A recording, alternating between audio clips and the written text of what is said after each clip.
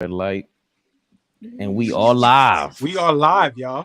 What's going on, guys? Welcome to episode 5 of the Four Yes. Sportsmen with the normal crew every single Sunday around 8 p.m. Eastern, 5 Pacific. Got some good topics today. Let's start out introducing ourselves as always. All ball. How we feeling? Hey man, AllBallTV. If it ain't AllBallTV, I don't know what it is, but great man. Like I said, weather been great. Always good to see my brothers here. Just ready to work, ready to talk sports. Flea coming live from Houston. How we doing on this Sunday? I'm feeling great, fellas. Good to see y'all. Flea in the building. Let's get it going, y'all. And Fabian PerspecTV from New York City. Fabian Perspective TV, All Ball TV. It's like All Ball said. If it ain't All Ball TV, it is trash. I'll help him out with that one. You guys are Pretty missing much. out. Y'all heard Max bandwagon Strus. tickets going up. Oh man. What Max Strus said? That's Max I just said All Ball. I know. All right, so we Let's got a go. couple of interesting topics today, and funny enough, none of them are actually to do with the modern NBA, really. But I'm really excited about it. It's great off-season time, and with 4 people here that are always trying to delve into the past, we got some great topics. Starting with Steph Curry, with a recent video that came out of him petting a couple of dogs, and they asked him what his all-time starting 5 would be, and a certain someone was left out, so we definitely want to talk about it. And then Paul Pierce and D Wade. Initially, Paul Pierce made those comments years ago on ESPN that he was better than D Wade, and now he's kind of doubling down, so we wanted to react to those. And then all ball last week, we teased something about Greg Popavich potentially being overrated in his opinion all time, so we wanted to get into that. And we're going to end off by talking about Mahmoud Abul-Rauf. All ball had a hot take today on his Instagram, and we're going to explore Mahmoud's career and how much better he'd be today and so on and so forth. So let's get to the first one, the topic of the day, and that is Steph Curry, LeBron James. Fabian, you got the video on hand? Come on, man. Let's get this first quarter going, y'all. Mm-hmm. Can't wait. Past or present, NBA players, I would pick Shaquille O'Neal as my center, Tim Duncan as my power forward, Larry Bird as my small forward. Am I on the team? Michael Jordan as my shooting guard. Late addition. I'm not taking Larry. I'm taking Kobe as my small forward, Jordan as my shooting guard. Wow. And Magic Johnson at point Wow. guard. Past or present? Wow. Who's going to start off? I want All Ball to start off. I'm anxious. I'm anxious. You know why? Because everybody's going to act like this is nothing. Because it's nothing. See, there you go. Look, I told you. I Because see it's everybody. nothing. I see everybody faces, right? And I'm gonna tell you the part that everybody's missing out on. If he would have just said pass, no problem. But when he go past and present, listen, man, there's something to that. I think Curry and LeBron has a respect for one another, but I think they have a disdain, pause for one another. I don't think they like each other. It shows on the court. Like I said, you have to respect their games. Both legends. LeBron, arguably greatest small forward all time. And Steph Curry, to some people, not for me, but to some people, is the greatest point guard of all time. So I'm never going to judge that. I'm never going to say they're not great. But I think there is something between LeBron and Steph Curry, and it's been going on for a couple years. I think they both chasing each other. I don't think LeBron is chasing the ghost of Jordan. I think he needs to be chasing the person that's right on the side with him, which is Steph Curry. And Curry knows that. And I've been saying this, and everybody used to laugh at me. If Curry gets 5 rings before it's all over, and LeBron doesn't get another ring, the LeBron GOAT debate is over. It's over. And if people don't think it's something to that, y'all crazy.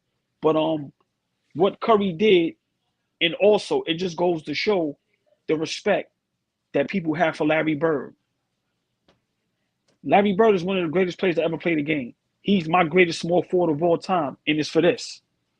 Hey, man, them guys lay it all on the line. But also to put Kobe Bryant as your small forward over LeBron James goes to show you the respect they have for the Black Mamba. Like I said, LeBron is great, but he's not everybody's cup of tea. And to me, the sports world tries to push that narrative to make everybody want to love LeBron James. And just because you may have a disagreement doesn't mean you don't like him. But like I always tell people, he's not the greatest I've ever seen. And that's what Curry has over him. He is the greatest shooter we've ever seen. LeBron James is not the greatest player we've ever seen. It's a guy over there in Chicago. So for me, there's something there. It may be minuscule, it may be small, but there's something there. And I think this is gonna be nice to see now because they're both in the West. So they gotta run into each other a lot. And let's not forget before I go, who beat Steph Curry and them in the second round this year. So to me, there's something going on, but I love it. I'm glad that Curry did that because it just goes to show you guys got their own mindset, and also they paying homage to the guys before them that deserve it. Well, Flea, you think that Steph Curry and LeBron actually have a disdain for each other? Just like AllBall. What are your thoughts on it? I think it's a healthy competition. I think it's a healthy disdain. I don't think that Steph. Well, first, let me put my opinion out. I don't think that's much of nothing. What he just did with that, this is my 5, this is my 5. I don't think that's much of nothing in terms of shooting at LeBron, right? The people that watch the game, the people that are fans of the game, the people that talk the game like us, right? We could dive into that. But I don't think Steph is consciously doing that to shoot at LeBron. He's a competitor of his. So I wouldn't expect Steph Curry to put him in his top 5 starting all-time starting 5, right? I wouldn't expect Steph to do that. Can I ask you why would y'all not think Steph would do that? Just if you could respond to that. Because I think Steph has a relative old school mentality to him. You never see Steph doing a lot of the shit that the youngsters do. And what I mean by that is I think Steph has a healthy respect for the game. He's been around the NBA his entire life, right? Good point. Grew up in the locker rooms, grew up around pros, understands what it is to be a professional, right? So I don't think that he's jumping out the window. He's sitting there playing with a bunch of fucking dogs, right? Like, I don't think that he's, you know what I'm saying? Like, I'll be honest with you. I think that if you put Steph in a different setting, he might not even have that same 5. His 5 might change. He looked like he's just having fun and doing what he does. But just to put a bow on what I'm saying, I don't really think that this is much of nothing. I think Steph really respects the guys that came before him. This was an opportunity to show some love and respect to the guys that came before him. And, you know, I wouldn't expect anything different from Steph Curry. Now, LeBron James, if you sat LeBron James down, I'll be curious to hear what LeBron James' top 5, you know, starters of all time would be. I would be curious to hear that because I'll be honest with you. I would expect him to do the same thing Steph Curry did. I would expect him not to name himself, and I would expect him not to name any guys current or even recent. The most recent guy they named was Tim Duncan.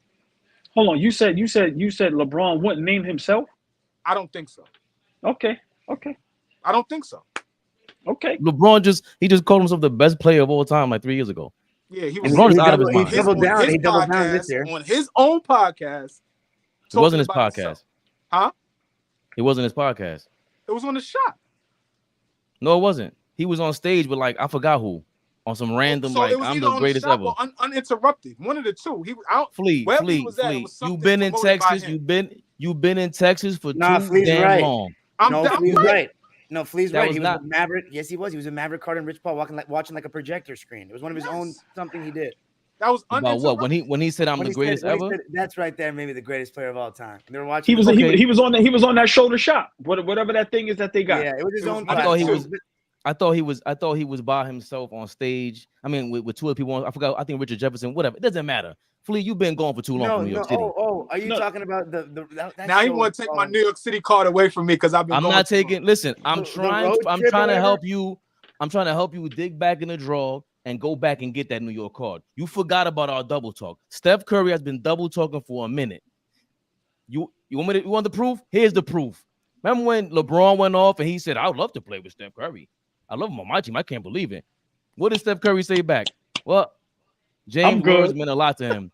He recalls a fond memory. Not a lot of people remember this. I have his jersey. In college, he gave me his jersey and he signed it to the king of basketball in North Carolina. He left. Look, I still have it on the wall at my parents' house back in Charlotte. He continued. You take a fantasy draft and you're building a team out and you take what Braun can do and the way that I can shoot the ball. Obviously, there's a curiosity of what I like, what would like that look like. That's the case. Though that's the case, he appears to double down on the answer, ending the rumors once and for all, right? But also there's a realism. And that's why I said, I'm good right now. You can never let your mind go from what you know is your situation and your moment, your time, and who I have been rocking with from day one. That's my best answer. Hold on. That's my best answer because it's fantasy. It's wild, but there's a respect and appreciation and a surrealness because of where I came from and how we interacted in college. But if this was 2K, that would be pretty lethal. Okay. That's more subliminal talk. That is, I don't care what you did for me in college. That happened when I was a kid. I was a baby. Where do I leave my kid stuff at? My kid trophies at? Back in my parents' house. I'm a big boy now. You want to come holler at me? Nah, I'm Steph Curry. I'm one of your rivals. Don't think otherwise. I'm sick of this. He's talking to LeBron. He's telling him, "Yo, dog, I'm not what you think I am." Y'all want Steph to be that type of guy, and he's just not that type of guy. He's gonna kill you. He's gonna kill you on the court, and that's that. He's gonna kill you, and that's that. Y'all want him to be that guy to come off the court, go in front of the oppressor, go on a podcast, go on here, and talk shit. He's not that type of dude. He's gonna play his game. He's gonna shimmy. He's gonna have fun, and he's gonna respect his opponents, and he's gonna kick ass. I don't know what you. But hold on. Can I say this just real quick? I know I went just 2 seconds. I don't expect him to do that because that's not him. What I'm trying to say is this. They ask him questions about LeBron. He throws his little subliminals. If y'all think as competitive as Steph Curry is, you don't think he feel no way with him having the same amount of rings as LeBron James? And when people talk about GOATs, when people talk about top this, top that, I made a post about this, and his name gets left out. Listen, man, there's something here. But I'm going to just say this. I'll let y'all go. To me, it's good for basketball. I'm happy to see competitiveness. I'm happy to see somebody say, no, I don't want to play with him. That don't mean I disrespect you or don't respect your game. That means I want to compete against you. So to me, I look at it like that as well. At least we have some players that still left, like you said, Flea, with the old school mentality. Like Giannis. Remember, they asked him, yo, work out with us. Nah, I'm not doing that. Because once again, I want to compete. So I'm sorry I cut y'all off, but I think it's something there. It might be light, but I think it's good for basketball. And there is a rival. Them two is rivalries, whether people want to believe it or not. So I'm sorry. Corey Patrick just made a nice comment. I don't know if you could go find it again, Fabian, but I was just reading. And Corey Patrick said basically what I'm saying. Curry's a hell of a competitor, but he competes in his own way, not in the typical way, right? Is competitive, just not in the typical way, right? So I don't think that changes who he is as a competitor. That just doesn't sit well with us because, like you said, we're looking for that rivalry, people the players embracing rivalries for the good of basketball. But Steph ain't really like that. If anybody in the backcourt with, the Splash Bros, it's Clay that's really like that. That's going to shade you, that's going to pop shit to you, that's going to get to the press conference and say some fly shit. You know what I'm saying? That's him. And it's real. For Clay, it's real matter of fact, right? It's never like, he's just, I'm just saying whatever comes to mind. So I don't think Steph is like that. What you think? What you think, Don? I think that I agree with what AllBall's saying to an extent. I don't think they're best friends or anything like that. I don't even know if I don't know if Steph really likes LeBron that much. It seems like they have a mutual respect for each other, and like if they see each other, they're on some like, what's going on? How's your family shit? That's about it. I don't know if I don't think they give each other phone calls and shit like that. As far as him leaving LeBron off the top 5, you guys are saying it's out of his competitiveness. He sees him as a rival, all this. But like, I mean, Paul Pierce played against Kobe in 2 finals, and he seems to hold him in high regard. And he's even in the beginning, he didn't like LeBron, but he's kind of warmed up to him. What if Steph Curry just straight up doesn't think LeBron is top 5 for him? Like, what we haven't even asked that. Good Like, point. what if, because like, you got to think about it, right? I'm thinking about it this way. LeBron is one of the most ball dominant like engines and one of the best engines of any offenses like ever. One player put the ball in his hands and he could just make shit happen. But the Warriors, they play the exact opposite of that kind of style, that constant movement. Steph is very not ball dominant for a guy who averages 30 points. Like in terms of the way he moves without the ball. Yeah. What if he just thinks that LeBron's style is like, I don't know, because the Warriors exposed it at times. Like obviously they had KD, but just when LeBron's gotten his ass kicked in the finals the worst, it's with teams that have talent to match up with his teams or more, but they also move the ball and move super well, like 2014 Spurs and the Warriors. So I'm questioning, does he really just not think LeBron is top 5? And it's nothing to do with rivalry and all that. What do you guys feel about that? Is there any chance that I think you sound. Hold on. First of all, I gotta apologize to Steph Curry. I called you a chump earlier this week. I fully apologize. You reminded me that you are a competitor, and then you guys want to overlook the fact that this is not a top 5 list. He went top 5 per position, basically. Shaq, Tim Duncan at the 4, Larry Bird at the 3 initially, Jordan and Magic. Then he said, you know what? Take out Larry Bird, who's a small forward who could have played power forward, and put Kobe Bryant at the 3, who's not a 3. Ever. Nobody has ever considered Kobe a small forward. But that's how you know that it was his preference. Hold on. Well, okay, Flea. Who else was Kobe Bryant? Who was another rival to LeBron James? Like, this is subliminal double talk. I love it. I love it. Yeah. You're not going to get me to say otherwise. Like, everything you just said, I'm on the complete opposite end of the spectrum with this one with y'all. Y'all not going to get me to believe that Steph Curry is sitting with a bunch of fucking dogs picking out his favorite players for top 5 and he's shading Bron. Nah, I'm not doing it. I'm not. All right. So let me say this. We all know social media is everything right now. Mm-hmm. We know these guys are very smart. Mm-hmm. When I say these guys are smart, these guys have PR people. These guys are smart. You don't think Steph Curry knew this was going to hit? Come on, bro. Let me answer the question. Let me answer you real quick, OG. Yes. Middle of the week, top of the week. There's a 5-minute video. Maybe while I'm talking about it, Fabian can find it. There's literally a 5-minute video of LeBron James blocking Steph Curry shots from the time he's been in the league up until this year. There's a montage of LeBron punching his shit all over the court. Yes. It's like 5 minutes long. I don't know if anybody else has saw it, but it just came out maybe last week. Somebody just put it up. He's punching Steph Curry shit all over the place. Yes, I agree. So I just had to think about that. So I don't know. Well, from what you're saying. And remember what I said earlier when we was talking, the iconic, remember to me, and I'll let me make this, let me let y'all know. I have nothing against this. I love it. If LeBron does that to Curry, I love it. But remember, when you like a person, we see these players.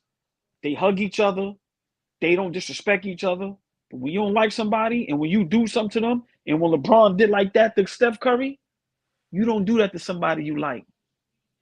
And y'all think ain't nothing there, once again, it's a good thing for me.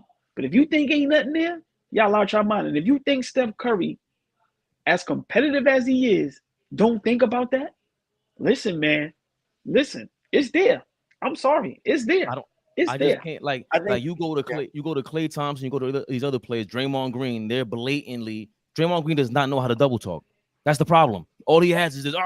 He's too raw. Steph Curry is a killer, a silent killer. This is what he does.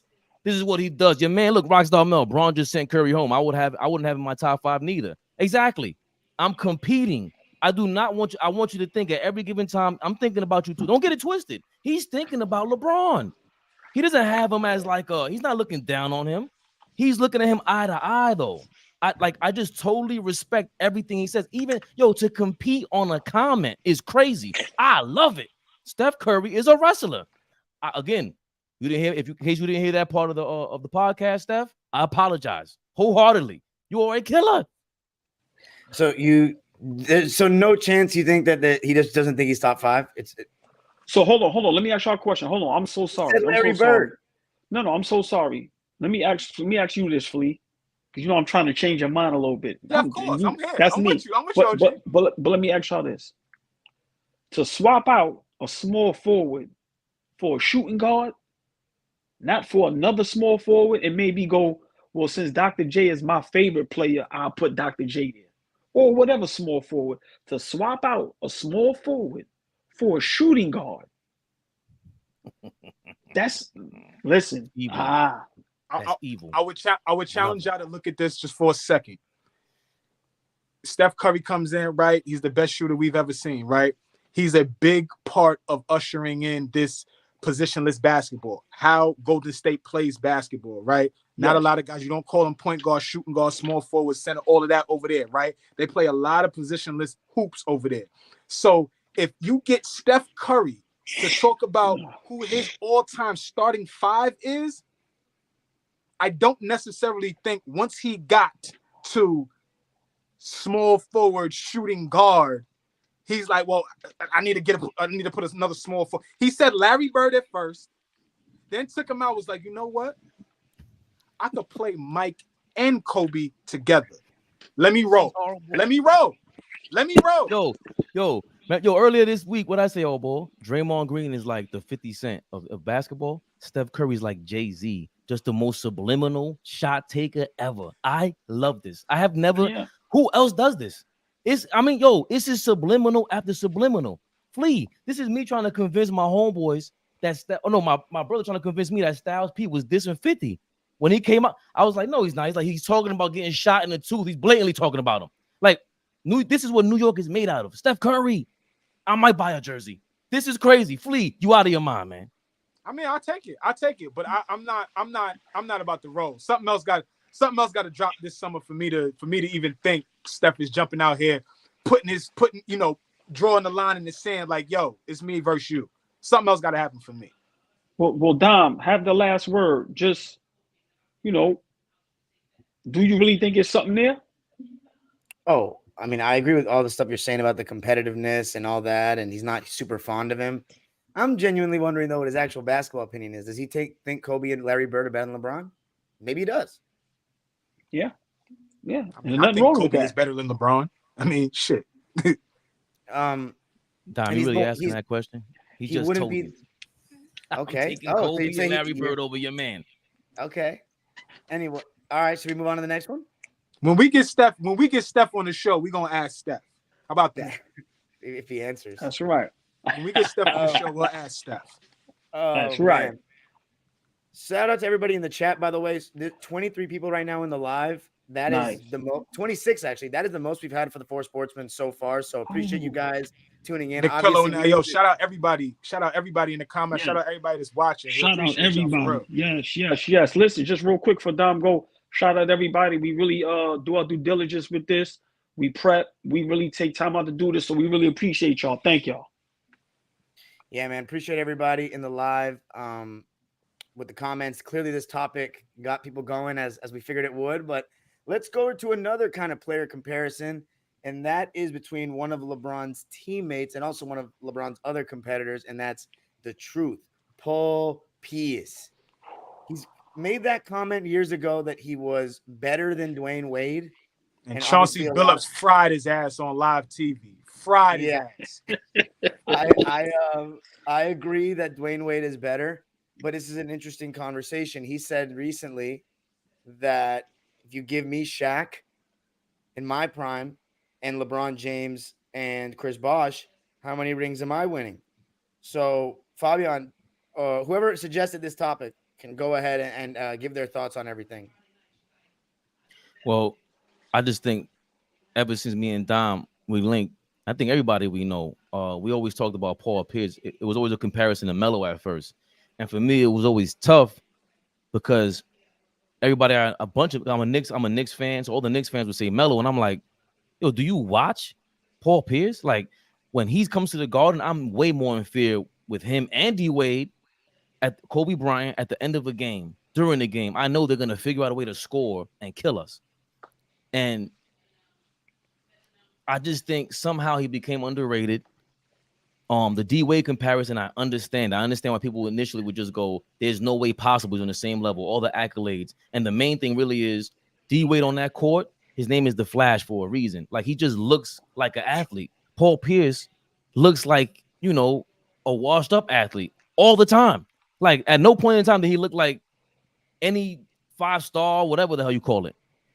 But his game was always an old man style game, crafty, and he never really was charismatic like that. So I think people are getting carried away when they hear D Wade versus Paul Pierce. They think like there's no chance in the world, but Paul Pierce put it in an even better perspective than I could ever, because I think it was Flea that said it, right on still your point. Zach from the Z Show. D Wade had only 3 seasons in his career where he didn't have an all-star superstar on his team. Paul Pierce had way more seasons like that. We didn't have that superstar all-star. For a long time, it was Antoine Walker, who was a Chuck. Like, he never had Shaq. Like, the way Paul Pierce broke it down was beautiful. He can go toe-to-toe with any one of your favorites. That's what Paul Pierce was about. Any one of them. So I don't understand where people get too, like off balance about this.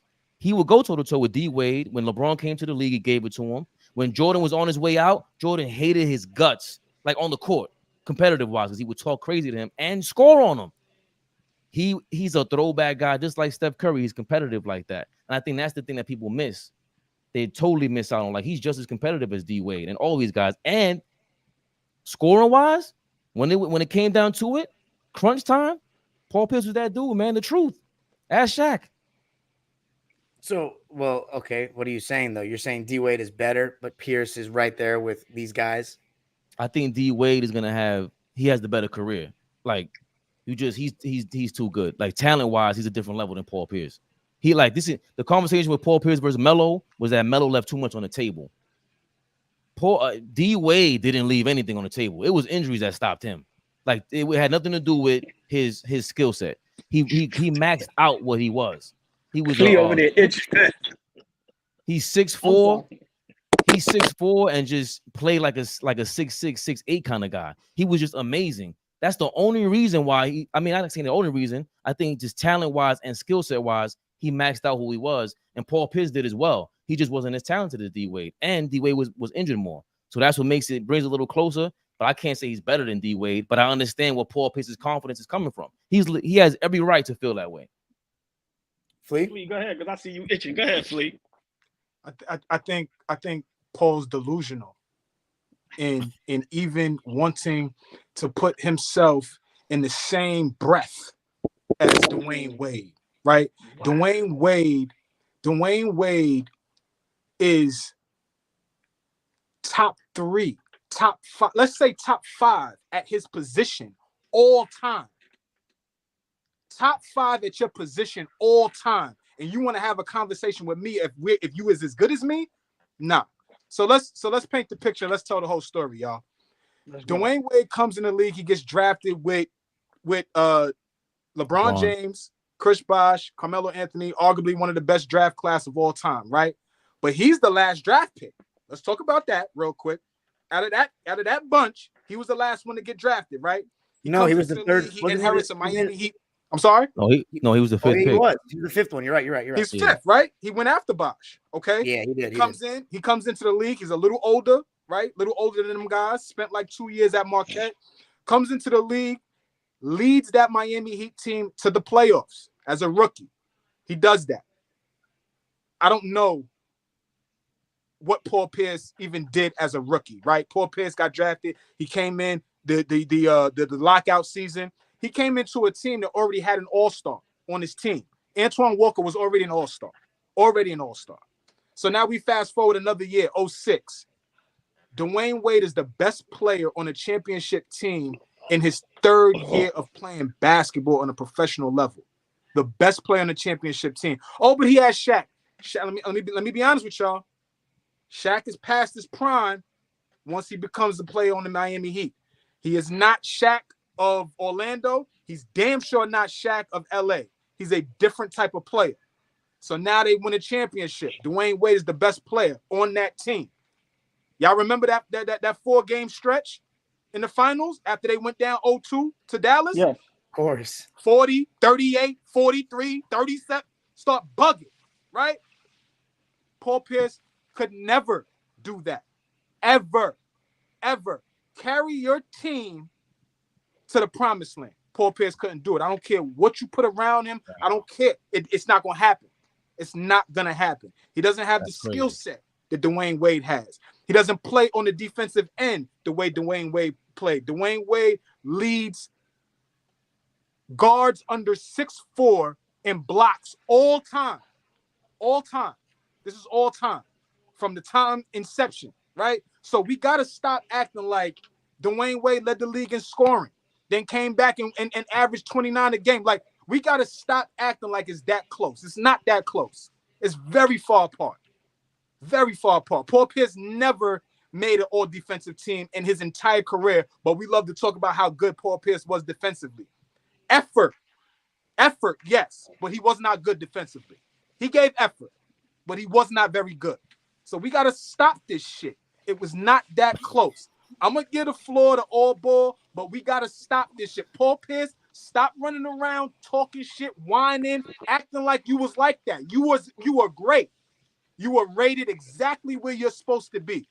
But this shit about you as good as Dwayne Wade and you know you could hold LeBron James shorts, you got to stop that shit.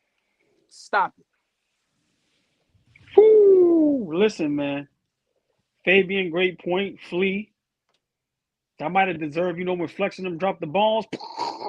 Right? Stop this shit, man. No. But hold on. Let me say this. Both of y'all make great points, but I understand where Paul Pierce is coming from. Now, I got a different opinion. Mm-hmm. Paul Pierce is that guy where no matter what, in his mind, and I believe it, can none of y'all stop me? That's facts. Can they though? One-on-one, can they though? Exactly. No, this is my point. Remember, Paul Pierce. Yes. I don't think people really can guard Paul Pierce one-on-one like that. Who? And almost no one. Almost nobody. You said nobody can guard Paul Pierce one-on-one? Nobody can. I'm sorry. Yeah, I think a lot of players you can say that about though, like generally, but I really don't think you can guard Paul Pierce. Wait, I'm sorry. You gotta get back in your bag. Wait a minute. Go ahead. There's 3 people up here right now that think Paul Pierce is in that category of unguardable. Yes. 100%. Y'all go ahead. Yes. Y'all go ahead. Okay. So sit back and listen. Jump shot maker. So let me right. So let me say Bryant, this. Michael Jordan, Larry Bird, Kevin Durant. All right. Let me ask you a question. Now watch this. No. You think Carmelo Anthony was unguardable though? Because I do think he was. Hold on, y'all. Watch this, Fleet. Let me ask you a question, because you're a basketball savant as well as all of us. But I respect your mind. Pause. Let me ask you a question. Are you comfortable? Game on the line, 10 seconds. Are you comfortable with Paul Pierce with the ball in his hand? Yeah, I'm the most comfortable with Paul Pierce with the ball in his hands. Right. Almost. Right. Hold on, Dom. Right, Fleet. That's all we saying. So when hold on, Fleet. That's not all y'all saying. No. My brother in the top right corner right now just said Paul Pierce falls in the category of being unguardable.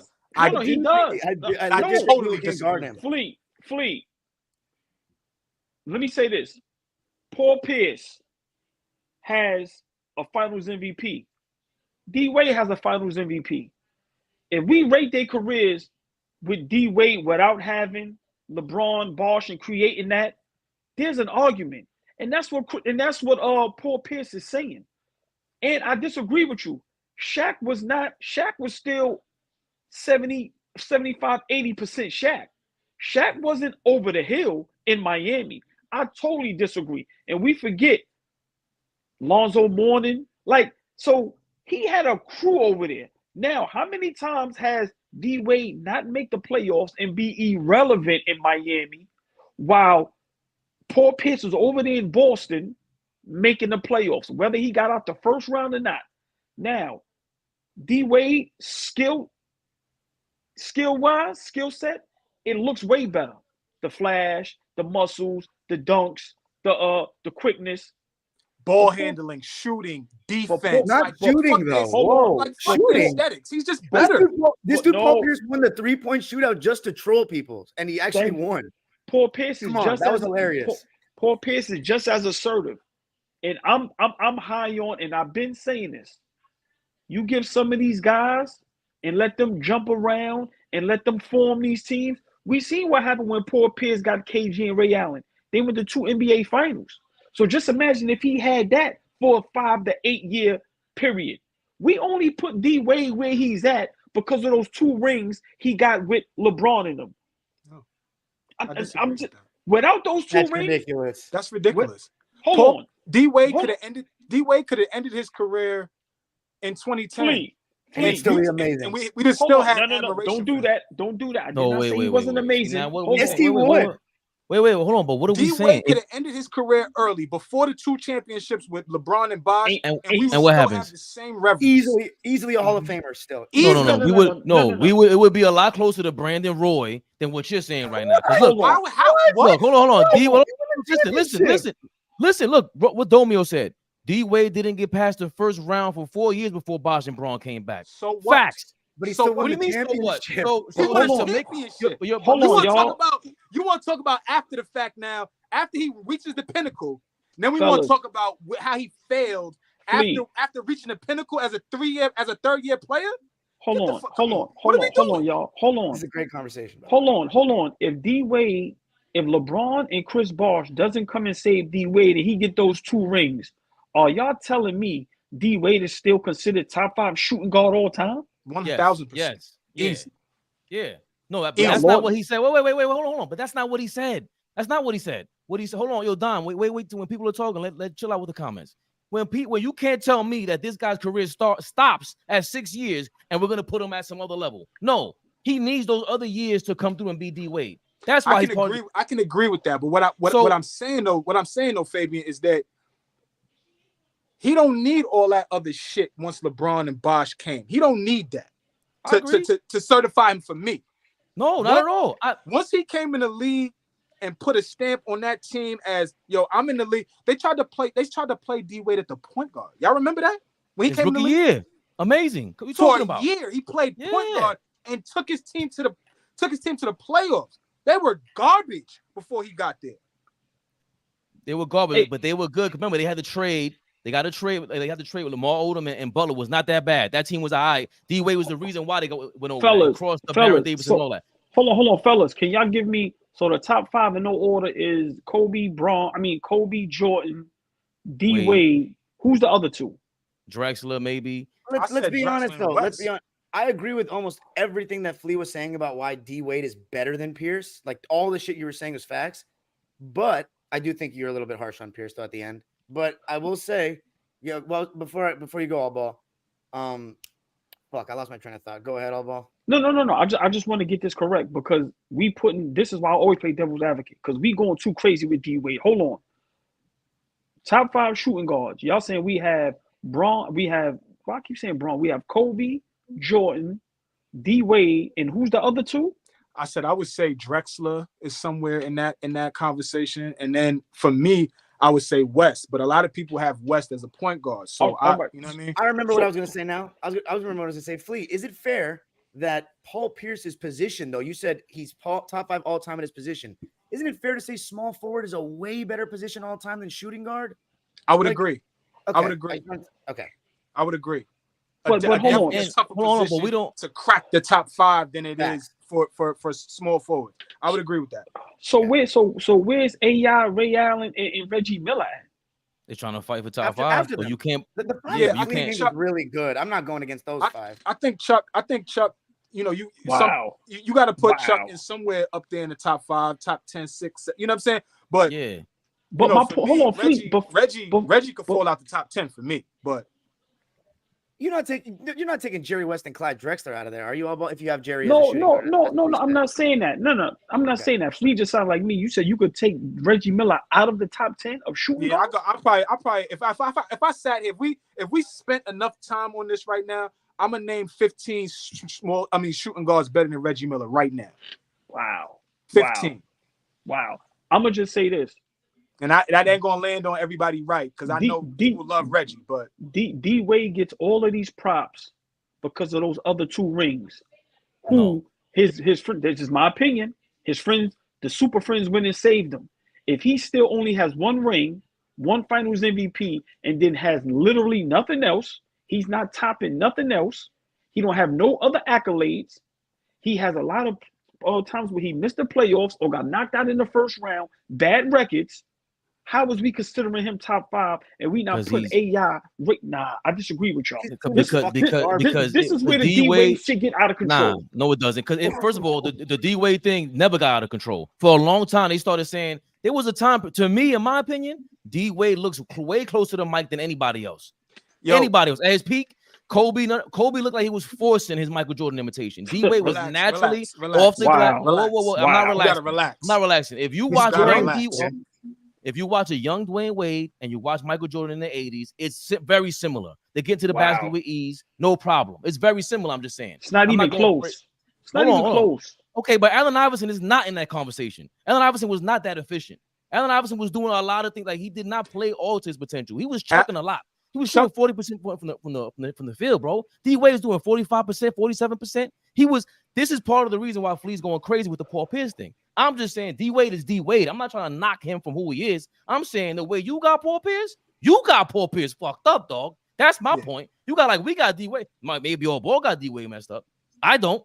But Paul Pierce, when he's on that court, is a threat at all times. And if we're being real, with the only thing I was going to say to finish off on my piece for the Pierce and Wade is, I take Wade over him. Everything Fleet said was facts. But I agree with what Fabian said about Pierce. Pierce had this confidence about him that, I mean, bro, at the end of the day, I know he had Perkins and Garnett behind him, and it's amazing, but he really took the challenge to guard Kobe and LeBron a lot in 08. And I give him a ton of credit for it. And he did a good job. I give him a ton of credit, but when we talk about guys that sit in the chair and defend at that position, there's some guys that I've never seen do it the way that Kobe does it, the way that LeBron did it at his prime. There's a lot of guys that we could talk. D Wade in his prime will sit in the chair and lock you down. You know what I'm saying? I'm not putting on that level. I'm not putting Pierce on that level defensively at all. But no, and that's what I'm saying. I don't think Pierce is on that level. I think, real quick, I'm gonna end my piece on D Wade.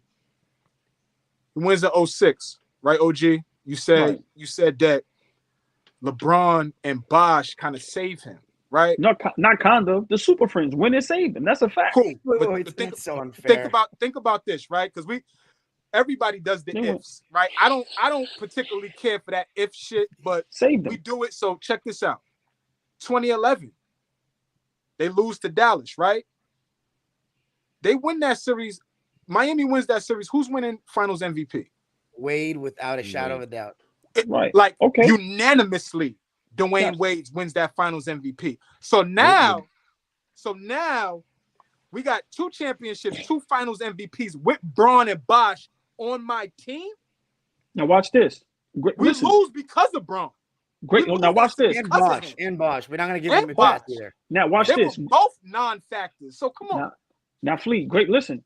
That's why you my brother. Great point. I can't even argue that. But then when you throw the coin up in the air and it land on the other side, you know what I say? What? You lost to a team that you shouldn't have lost to. 100%. 1,000%.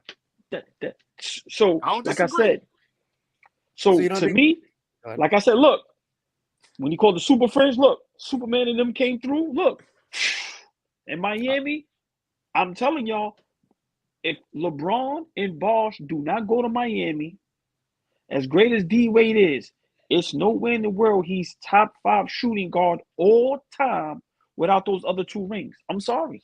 I disagree with that, but I'm gonna make Flea even more incensed. If you trade D Wade for Paul Pierce for those 4 rings, they might win all 4.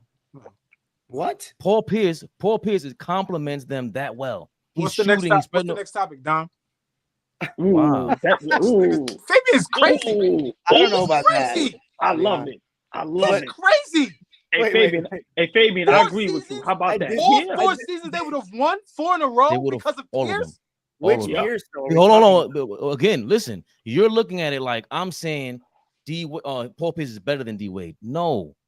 Again, I always told Paul you Pierce I don't like doesn't to make up. compliment LeBron James and Chris Bosh better than Dwayne Wade. We could He talk. We could have, compliments them. He why? compliments them Why? way better because he can Why? shoot. He can go off ball. Once you can shoot like that, it's over. LeBron is looking for shooters on the floor. Every time D Wade sat down, the offense got better. That's not normal. That's that a a thing? fact. Really? Don, Miami Heat won 27 games in a fucking row. 27 games in a row. And then They what were happened? the best team in the Eastern Conference by far. What year I ain't was talking that? about- Years in a I row. didn't. I didn't ask you. I didn't ask you whether they would be the best team in the Eastern Conference. You're telling me that they I'm would have telling you, they would have beat Dallas without a shadow of a doubt. He's busting the Mavericks' ass. What are you talking about? I don't Okay, care but what team you D-Wade got. was- Hold on. I have yet to see a defense ever shut down Pierce like that in the playoffs. He played like But D-Wade didn't He's get shut amazing. down. we shut D-Wade was I'm not- him no. down. We Right. shut him down. who's we? The The Knicks? Knicks, we shut him down. When we finally got over the hump and beat Boston in the first round, we did a Did you hell of a job on You Paul talking about Pierce. 2015? He's talking about when he was year 15, but he was he probably No, I'm talking. I'll take anything great with the Knicks. Hey man, Right. anything I'm great just- with the Knicks, I'm running with. I have to Fabian, concede that. I real have to quick, concede that. real quick. Do we forget that they win in 08? They come back in 09 to get bounced. Kevin Garnett's hurt, but they get bounced. They still have a great team. Ray Allen is still there. They get bounced. They make it back to the finals in 2010. After that, they started getting smoked. Like smoked. Why? Miami started But you're smoking not them. right. But Miami is now the new, younger version of Boston, basically. How is that So, a new and- younger version? They What just you they mean? compete We in can't now. argue that. Now, We can't now argue it's that. even. We can't argue why they're younger. It's I can't pull their birth certificates, bro. But I'm pretty sure they're younger. That's just what it is. And You know, if Paul Pierce is Kevin- there, he Kevin balances them out Garnett- different. That's my Kevin- opinion. We love to say Kevin Garnett was over the hill when he became a Celtic. Kevin Garnett won Defensive Player of the Year as a Celtic, right or wrong? Yes. Yes. How are you over the hill?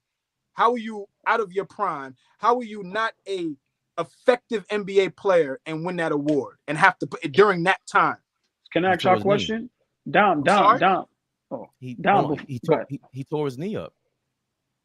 I really wasn't. I see what you're saying. It wasn't really age as much as it was. He tore his knee up. He was kind of done. No, I'm asking, how could he win Defensive Player of the Year and be? Oh, I got Paul Pierce said to Cam and Mace, I got these niggas when they was out of their prime. What did we watch? Yeah, What? Ray Allen was out of his prime. Ray They Allen both was. What are we talking about right now? Ray Allen was Garnett way out of was his one- prime. Garnett's the first season in Boston before he messed up his ACL or whatever, or his knee. I forget what it was. He was still you could qualify that as the last prime year. He was still like a Last top prime 5 year, but player he was elite. in the league. He was elite. Now- Top 5 or 6 I- player in the league. I'll show you your argument, Fleet. This is where I lose an argument. He never mentioned Rondo. That's wild. Rondo's in his total prime at that point. So that is where he In should have 2008, no, he's mentioned. not. But Yeah, no. I'm talking about after that. After they, Okay, yeah, facts. yeah. Let me ask y'all a question down before we go to the next topic because it's going to flow right. It's going to flow perfectly for me. But let me ask y'all this. I know it's a big if, but that's what we do on here because we love the game. If we switch the roles, if LeBron and Bosh go to Boston and your man get 3 rings, and let's say your man stays in Miami, doesn't win no more rings, how is this discussion? How does that make y'all? What's y'all opinion on that? Does Paul Pierce get boosted up a little bit, or we keep it at this level as far as like it's not even close? Well, It's what not would the close for Boston- me because I'm watching I'm watching basketball players, right? When we start Right. talking about, you know, LeBron and Bosh go over there and now he wins and all of that shit. For me, it would just elevate him all time because now all time you're going up against guys like Dr. J. You're going up against like Bird, Kevin Durant, Braun. All of these guys got hardware, right? So that Right. would only elevate him for me on an all-time level. But if that was to happen and we sitting here right now, 2023, talking about who's better, I'm still going to roll with D Wade just because I know what I was watching. Okay. The team accolades and them winning chips it don't move for me. It doesn't move anything for me. Okay. I don't think any one of us. I don't think anybody has Paul Pierce over D Wade but AllBall, right? Like, we You all have D Wade over better. Wade? No. Huh? I'm not. No. I'm not gonna say this. I'm not gonna say I have Paul Pierce over D Wade, but I'm not going to discredit Paul Pierce and think he's not on that level. Like I said, if the super friends don't go save him, to me, this conversation, the gap is not as wide. To me, the gap is wide because you can't argue 3 rings against 1. People can say what they want to say, but I'm always going to be realistic. I'm not arguing 3 rings against 1, but I understand what Paul Pierce said. Give me that. That's why I said, if certain players have a certain amount of rings, it's different conversations. It's different. It hit different. Go ahead, Dom. I'm sorry.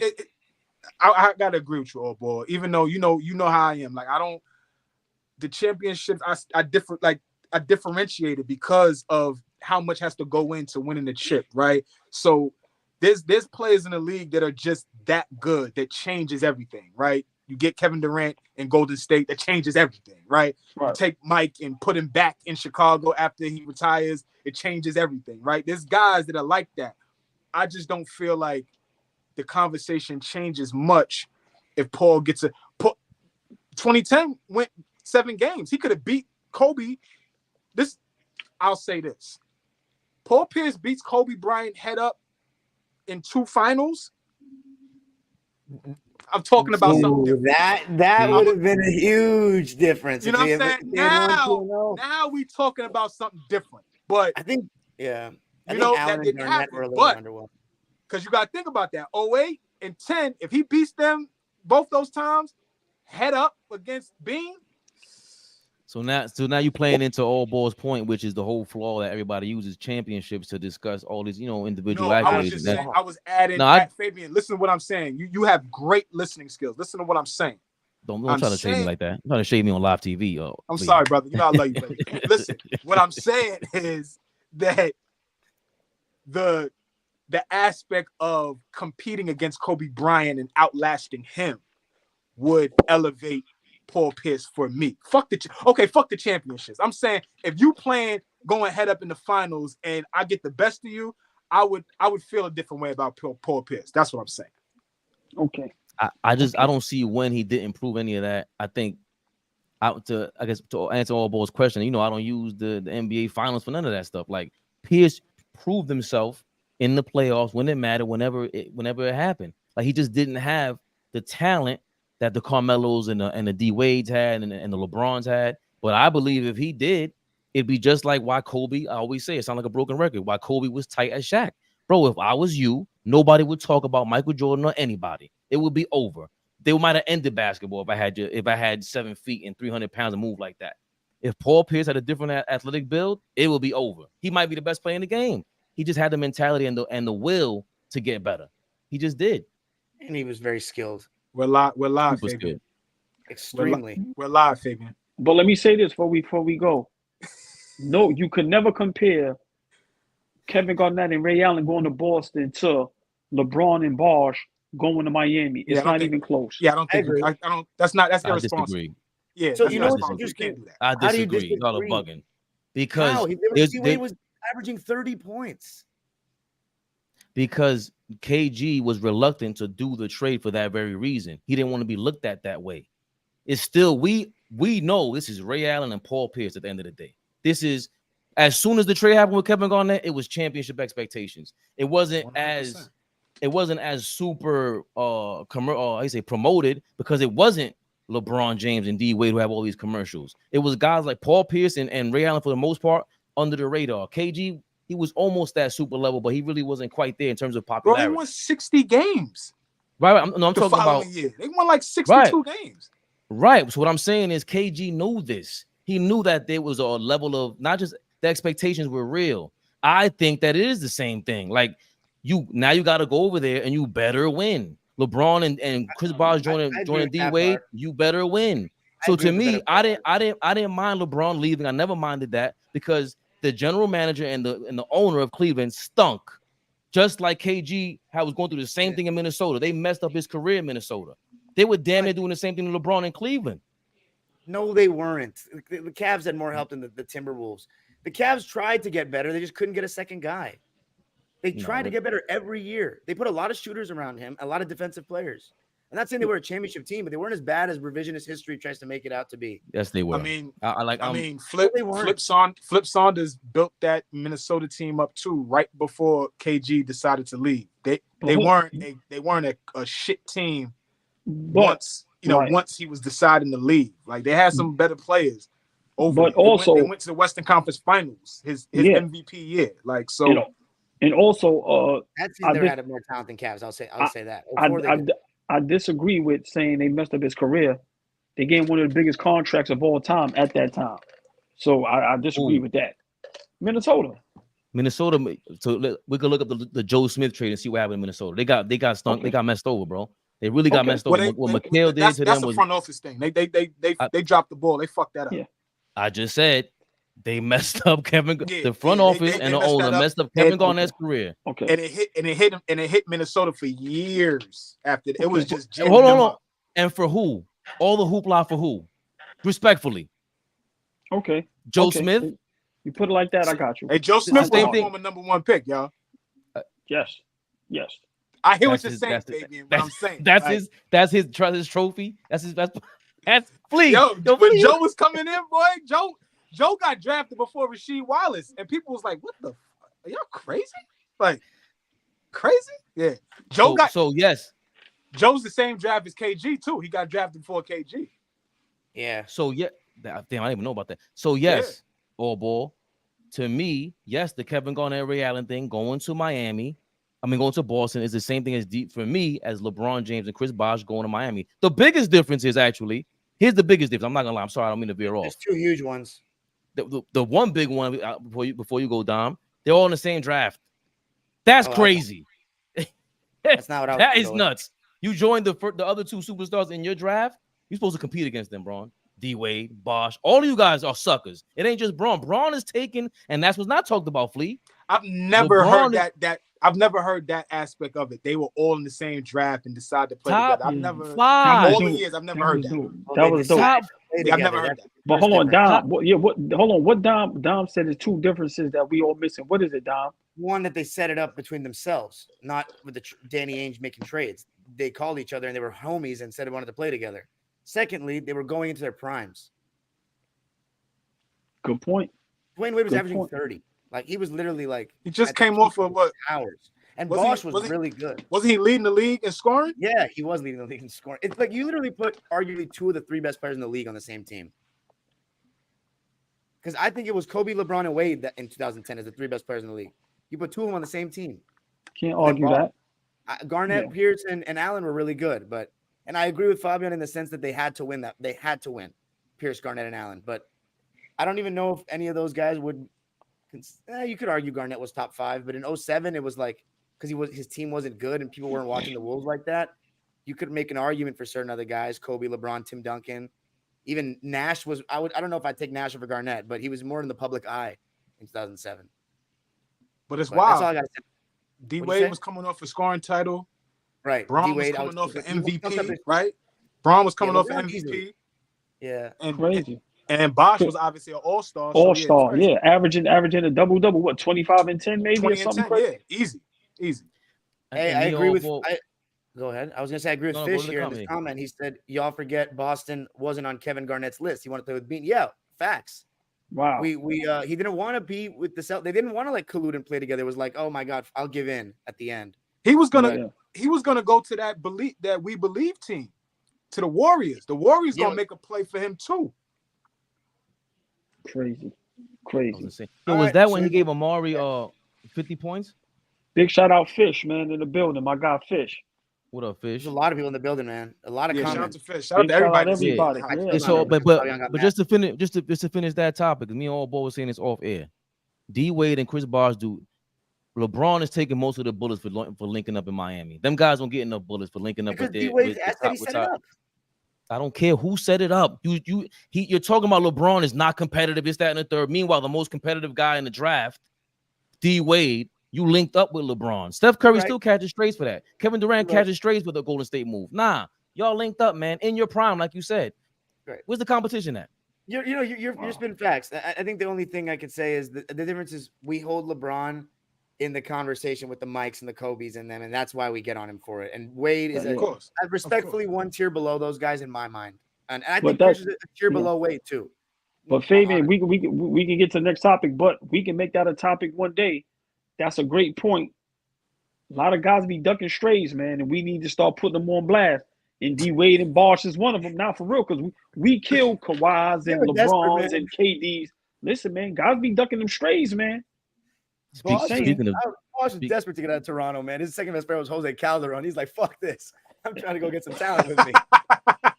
Respect to Jose Calderon, though. Good player. That's the second Jose Calderon stray I heard this week. My man Jeff Teague was shooting shots at him, talking about shooting at Jose. Jesus Christ. What are you saying about him? Jose was good. He was rattling off different players that when it was the night before. Ricky Rubio, I'm gonna get some sleep. I thought it was kind of racist. Like, you been just mentioning Spanish dudes? He said George Hill. Oh, it's Christmas. I said, oh shit. In the playoffs. He says playoff time. Oh, this was 2014. He said George Hill, it's Christmas time. Let's go. Crazy. That was crazy. Yo, I said that to y'all. I didn't know, and I've been watching a little bit because Jeff is really good at what he's doing. But I didn't know that Jeff was so personable, man. He's a funny dude. He's slick. He talked that shit. He got a hell of a thing going on over there too. Yeah. What I put in the chat was that's the one up that the players have over all of us, is that they can sit in a room and talk like that. And then like I can't ever generate that as a content creator, right? Like I can't give you that point of view. And then all balls talking about people, never catching strays. And he feels as if Greg Popovich never catches strays. And that Greg Popovich is overrated. And big shout out, I forgot who was. I'm going first. We ain't even got to ask who going first. Somebody in the building when we first came on said it in the comments. I saw it. And big shout out to Greg Popovich, who helped D Wade become one of the greatest shooting guards of all time and help him get a ring by making one of the stupidest plays in NBA Finals history by taking out Tim Duncan in a pivotal moment of an NBA Finals game where Chris Bosh was allowed to get the offensive rebound and Ray Allen hit one of the biggest shots we will ever see in sports history. Now, here we go. Is Greg Popovich great? Yes. Big shout out to Rashad McCants. So, AllBall is not the only one that's crazy. We have a former NBA player. Hey, I'm just saying. What did Rashad McCants say? I haven't heard that name in years. Go ahead, Once again, I'm just saying some of these guys we can laugh at, but they made it to the next level. No, he played that the next. No, but I'm just saying. We kind of like, with social media, sports media, we kind of like don't give a lot of guys props. I can be honest. Like, sometimes we may sniff and laugh at guys if they're not the LeBrons or D Wades. But these guys made it to the next level. They made it to where I would have loved to make it. He said the same thing I said. He said, straight up, you can YouTube it. This is him verbatim. I listen to every word he said. Greg Popovich can't coach. He's overrated. And my opinion is this. Is he a great coach? Yes. Is he top 5 because of the rings? I guess so. But for me, he's not top 3. He doesn't win without great talent. Now, do you need great talent to win? Yes.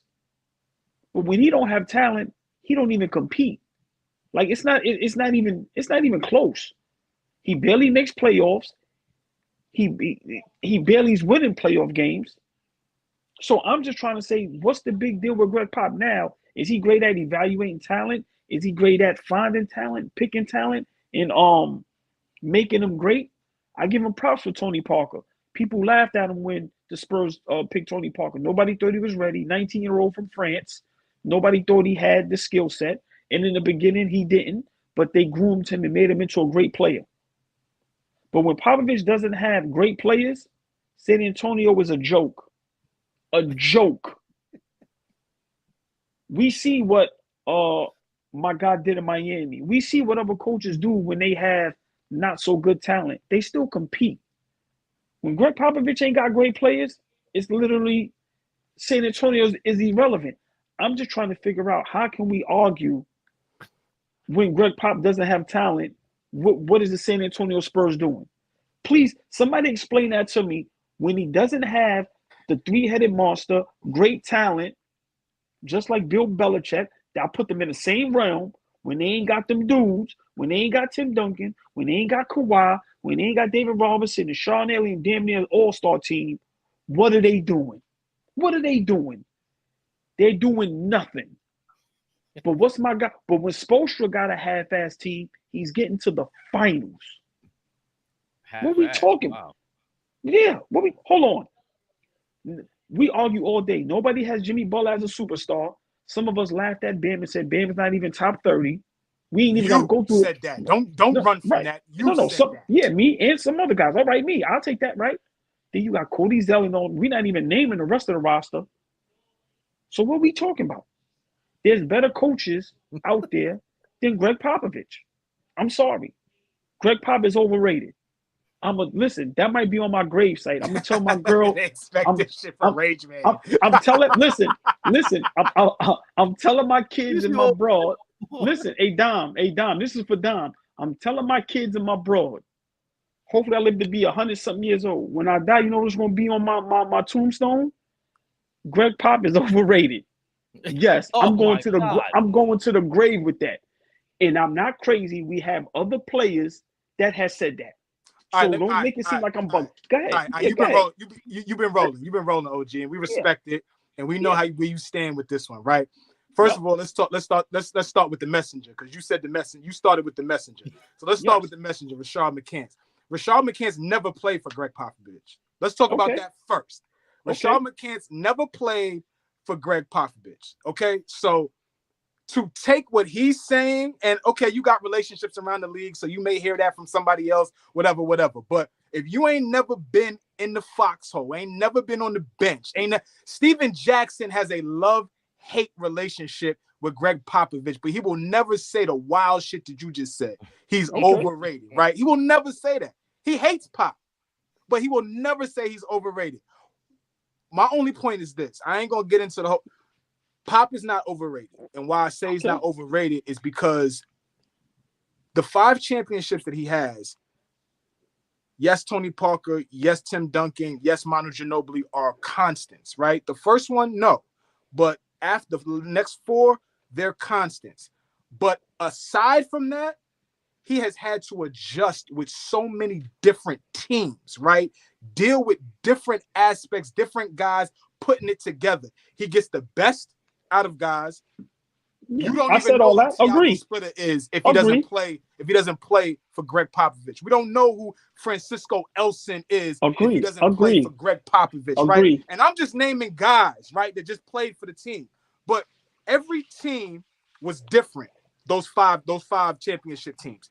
Every team was different. So that's why I can never say he's overrated. He had to deal with a couple of different things to make it work. Coaching is about making it work, dealing with egos. How does it fit all together? All of these championships happened in different eras at different times.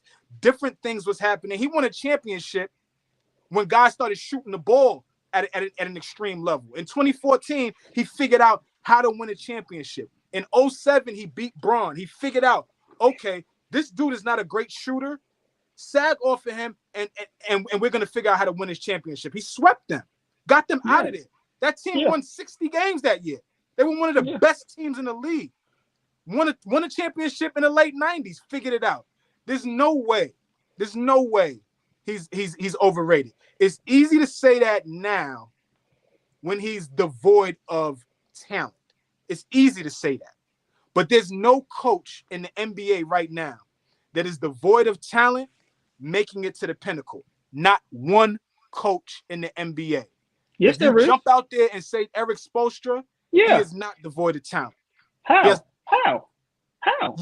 Because you just said Jimmy Butler is an all-star, a superstar. So he's not devoid of talent.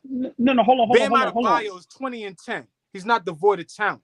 Once again, they are devoid of talent. That's why those to who? To everybody. They were just in the finals. Right. You know why? Because they got a good coach that can coach. He's a hell of a coach. Right. But they would not have gotten that far without Jimmy Butler. Is Jimmy Butler talented? Not to y'all. Chill. Not to who? I love Jimmy Butler. He's amazing. I love Jimmy Butler too. No, don't do that. Y'all know when I say y'all know. Listen, I've had I've had arguments about Jimmy Butler. Dudes laugh at me when I call him a superstar. Dudes laugh at me when I say these top 10. So let's not act like I'm going crazy. Some of these dudes don't have Jimmy Butler in no talks about nothing. And like I said, we're for sportsmen though. You feel me? Fuck those guys. no. But we can't. In No. this topic. No. But all right. So all right. In this topic, if we want to be real, Miami Heat should not make it to the finals. 2 out of the last 4 years, 3 Eastern Conference Finals. When you have a Nets team with Kevin Durant and them, when you have a loaded Milwaukee team, when you have a Philly with MVPs with Embiid in them, what are you talking about? Why is Miami making the finals? You know why? Yeah. Great coaching. Because they're talented. Okay. Because they can shoot the ball. They had guys that can shoot the ball and hit shots. Like, okay. You gotta play the games. At the end of the day, I respect coaching. I played the game. I respect coaching. But what I'm not gonna act like is that the game doesn't get played on the floor, and the game's got to get played. Greg Pop the same. Play. Hold on, Fabe. I'm gonna let y'all go. Greg, hold on. I'm sorry, Fleet. Greg Pop, the same great coach, and Fish had to put me in my place with this. The same great coach that knew or didn't know Steven Jackson should have been playing more than Ginobili. The same great coach that sat Tim Duncan down in the NBA Finals. Hold on. That point you just made. He should have played Ginobili more than Jackson. They won. No, and he started playing Ginobili more. He started Ginobili. I mean, he started Jackson. Once again, the same player, the same coach. What's my guy that got traded in Atlanta? You heard what he said about Pop, right? DeJounte Murray. Murray. What did he say? Listen. What did he say? Oh, yeah, y'all don't know what he said? I watched. I already said he sounds like Steven Jackson. So that's it. He didn't sound bitter. You play with people. He didn't have nothing bad to say about Pop. He talked about the organization. He didn't have nothing good to say about him. He didn't have anything good to say about him. Listen, man, I respect. Let's talk, and we can revisit DeJounte Murray's career in another 5 years, and we can revisit all the other players that play. Not a problem. Not a problem. If DeJounte Murray is jumping out there, good for you. Have fun in Atlanta. Let's see you win there. Because now you playing for a Greg Popovich disciple in Quinn Snyder. So let's see how things work there. So remember, he got Tim Duncan. He got his next Tim Duncan. So we gonna see. Go ahead, Fabian.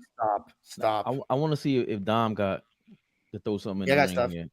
Oh, okay. So I've had this discussion about like Phil and Pop for a long time. I mean, I know we haven't mentioned Phil, but one thing I learned from coaching myself, and this was just, I'm gonna give an example. I know it sounds silly, but I coached a team at 6 years ago. My first time coaching, I coached a team at a rec center, right? I gave them all these principles, all these philosophies, a certain way I wanted to play. We went 2-8 because I just didn't know the kids in the league. 2 seasons after, I knew almost every kid in the league. Same principles, same philosophy. My team was 8-2. And that showed me right there, you could be a great coach, but you need the talent in basketball, especially in basketball. There's only 5 players on the court. You need, like, you can win. You can't win without talent, but you can lose with talent as a coach. And Greg Popovich, he maximized his talent. I agree that Duncan is more important in the Spurs' success than Pop. I'm always going to go with the player first before a coach, always. But as Flea said, Pop maximized all of his players to me. He may not have maximized their stats, but he maximized the team's success and got all those stars to buy in and have worse stats. He brought in all these random foreign players to just play the right way, play his system, which was move the ball and move without the ball. And then he adjusted from a post-up, slow, half-court NBA with Duncan as like his central piece, throw it in the post and work off of him, to the league started going more pick and roll heavy, more guard heavy, and he adapted. And then Tony Parker became like this. I mean, I'm not saying that Tony Parker didn't have that talent on his own, but their offense was Tim Duncan and Tony Parker running high pick and roll with shooters. And they, as Flea said, they wiped Miami off the floor. And just to finish it, when you said, what is he doing without talent? Look at this trash-ass team that Greg Popovich took to the playoffs in 2018 that got 47 wins. DeMar DeRozan, Debo is the best player on this team. No, it's not. Even worse. They don't even have DeRozan. Name the team. No. I can't name the team. LaMarcus Aldridge is the best player on the squad. Kyle Anderson. This is a little further back. Davis Bertans in his second season. Matt Costello. Bryn Forbes. 16 years in the league. Pau Gasol. 11 years in the league. Rudy Gay. Manu Ginobili, I think this was his last season of his entire career, maybe. Let me double check that. Sound a decent team to me. Go ahead, though. Keep going. This was the last season of his career. He averaged 9 points. Manu Ginobili, 9 points. No. Danny Keep going. Green, Darren Hilliard, Joffrey Laverne. Remember, Kawhi Leonard did not play this season. That was the year. Patty Mills, sophomore DeJounte Murray. Tell me who started. Okay, the starting lineup. Let me see it. LaMarcus Aldridge, Kyle Anderson, Pau Gasol, DeJounte Murray, and Danny Green. This is, by the way, DeJounte Murray. You hear that name now, but he was 21 years old. He was averaging 8 points a game. So why did you name what's name? He wasn't with them, right? What's my guy? You just named him. That was in Chicago. Well, they had Tony. It looks like they had Tony Parker off the bench for 20. No. What's the shooting guard that you just named that was in Toronto? He wasn't there, right? DeMar wasn't there yet. All right. Yeah, because he said DeMar DeRozan at first. That's why I'm like, this team is not. You heard that roster? Right. Yeah. Danny Green wins. Right. Once again, that's what good coach is supposed to do. If you're a great coach, if you go, hold on. This is all I'm saying. If you're a GOAT, if you're top two, because some people have him number one, some people have him number two. That's my issue. That's why I say he's overrated. Is he third? I'm taking Pat Riley. I'm taking Phil Jackson. I might take Chuck. I might take Chuck Daly. And then that was what? No, hold on. This is listen, bro. This is me. Listen, this ain't got no, hold on. And then let me say this. Clearly.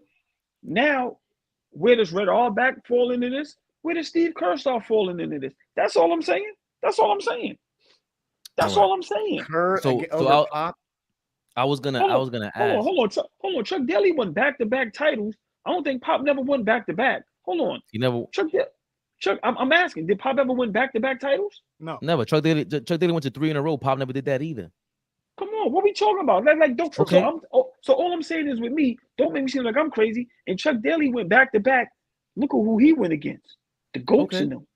That's all I'm saying. My thing is, if you're saying he's overrated, where does he belong? That was my question. In the last 25 years of my lifetime watching basketball, who's in this conversation? Because if you got Phil Jackson and Chuck Daly, I don't get that. I don't get how when you got a guy who didn't really go, you talk about a guy who needed players, the superstars of their era, that is totally Phil Jackson who you described. That's nowhere near Popavich. You couldn't even bet against Popavich's teams in the last 5 years with those bummy squads. You better not bet against them. That was the gambling odds. There was a 20-year stretch where Pop was in the playoffs every year for 20 years. And the best Western Conference in NBA history, I might add. So this is when I'm like, hold on. But this is my point. Where do we? Popavich wins in every era when it changed. Popavich is in the West, the most dominant conference. Popavich in the best conference, maybe ever in the league, the last 20 years, maybe ever. On top of that, he has the game changed on him, and he still was winning. Forget about winning the chip. He's in the conversation for winning. That 2013-2014 team when he went back to back. I'm sorry, he did go back to back in the finals. 2013-2014, and they came back. No. Did he? I know. So he won. He didn't win. I think he won. I'm saying I made a mistake before and say he didn't go back to back in the finals. But to get that team, Tim Duncan and Ronald Ginobili, they're all older. Like Tim Duncan's is damn near out of he's over the hill damn near. So I'm trying to understand. So back to Flea's question, like who is in this conversation? You said in the last 25 years, forget Chuck Daly, forget Pat Riley because he basically ain't coached the last 25 years. You got it's Popavich, Phil Jackson, Steve Kerr, and your man in Miami, Spoelstra. But also, who's not mentioned ever is Jim Carrey from the Indiana Pacers. What's my man's name? Carlisle. Rick Carlisle. Okay, Doc Rivers is the most overrated coach ever. That's the guy that's most overrated. I think we got no. He's the most worst because he ain't overrated. He's the worst coach ever. Doc Rivers don't belong in none of this shit. Right. Like Tyrone Lue needs to be talked about in terms of generation. I don't know about all time, but generation, Ty Lue's a hell of a coach. But I'm trying to understand what anyone would say about I'll stay away from that. Y'all won't like my take on that. I'll stay away from that. Ty Lue, a hell of a coach. We either is rated or overrated, whatever it is. How are we rating them? Because Ty Lue has not jumped from team to team and had different teams and taken them to the championship yet. And won a chip with them yet. Why is just to play devil's advocate? Why is Ty Lue a hell of a coach? I've been watching his adjustments. I've been watching the day he became the head coach in Cleveland to what he's been doing as a Clipper head coach. From what I'm watching, the adjustments that he makes, how he empowers a lot of the guys that are losing it. I'm watching that 2016 team when he comes in. Like we could talk about David Blatt and what he did, but he comes into that team. He did it though. Don't do that. But J.R. Smith and Iman Shumpert were doo-doo with David Blatt. They were not good. Okay. He comes in. There. They are completely different players. Different players. Tyloo got J.R. Smith to defend. When have we ever applied defense with J.R. Smith? Ever. So, but even with that being said, wherever you have him rated, I can't put that above what Rick Carlisle has done. Right? The last 20 years, Rick Carlisle had Detroit, the Pacers. He's back on the Pacers now. He had the Mavericks. I think every team he went to, the culture has changed. When he's in there, he commands attention. He commands respect. Every point guard beefs with him too. So Tyloo is not in the conversation for me. Eric Spoelstra has different teams in the final competing, just in general. He's in the conversation for me. Different decades. He's in the conversation for me. So Greg Popovich is in that conversation for me. So when we say overrated, who is he over that he should be under right now? That's the part that I'm trying to understand. That's what I said. Chuck Daly. He said Chuck Daly. Chuck Daly is crazy. I think his career was cut short. I think he was sick or something like that. Like he only has those 3 finals, and after that, man, he didn't prove he could. Hold on. But what you mean? Hold on. But what you mean? Only 3 finals? Well, how do you say only? Because you just underrated Pops. Only 7. You just did that. No. You just said only 3. How do you say that? I didn't say only 7. I just say he overrated coach. But I'm not going to minimize his championship or anything. I'm just saying when it comes to some people saying he's the greatest coach ever, I'm saying he's overrated. And we saying that he's not the greatest coach ever. How many times Phil Jackson 3-peated? That's great. Come on, man. Come on now. He had Michael Jordan coach. That's a total contradiction. I think if anybody is overrated, it may be Phil Jackson. Like, thank me. That's a great.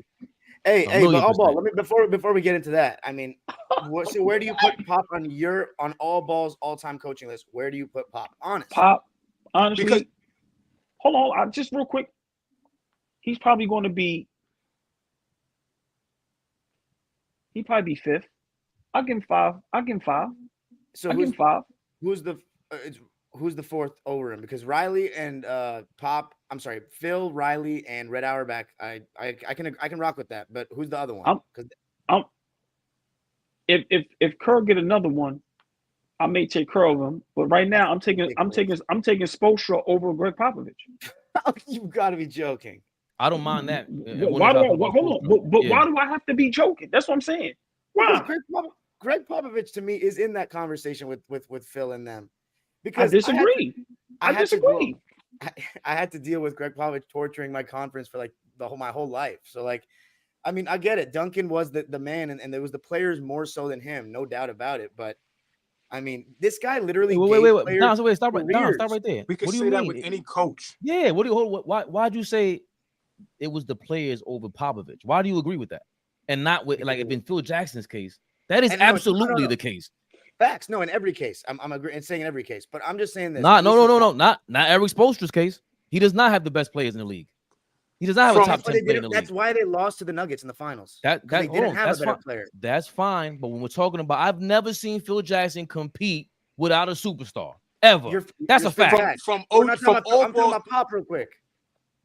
I was going to say this perspective. Go ahead, Don. My bad. He gave fools careers and revived careers. We didn't know who Danny Green was at all. And I'm not going to take away from, by the way, any of these players I'm going to mention, not taking away from the grind it took for them to do what they did. But Greg Popovich Danny Green went from being a nobody on Cleveland to was a starter dancer on a championship team.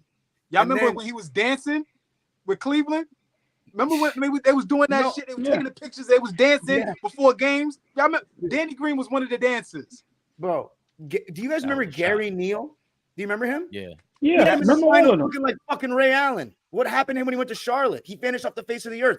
Boris Diaw was fat. He was fat in Charlotte. on Jonathan the worst Charlotte Simmons. team ever, and he revived his career. Boris Diaw was nice, but he was losing it. He was fat. Do y'all see what? Do y'all see what Spoelstra had Vincent, Caleb Martin, and Strus looking like in the playoffs? Yeah. Catch and shoot guys. No, Vincent's a That- decent okay. player. See, Hold come on, wait, on. hold on. But Vincent not so much, but he's a decent but player. hold on, but you can't now. This is where all ball.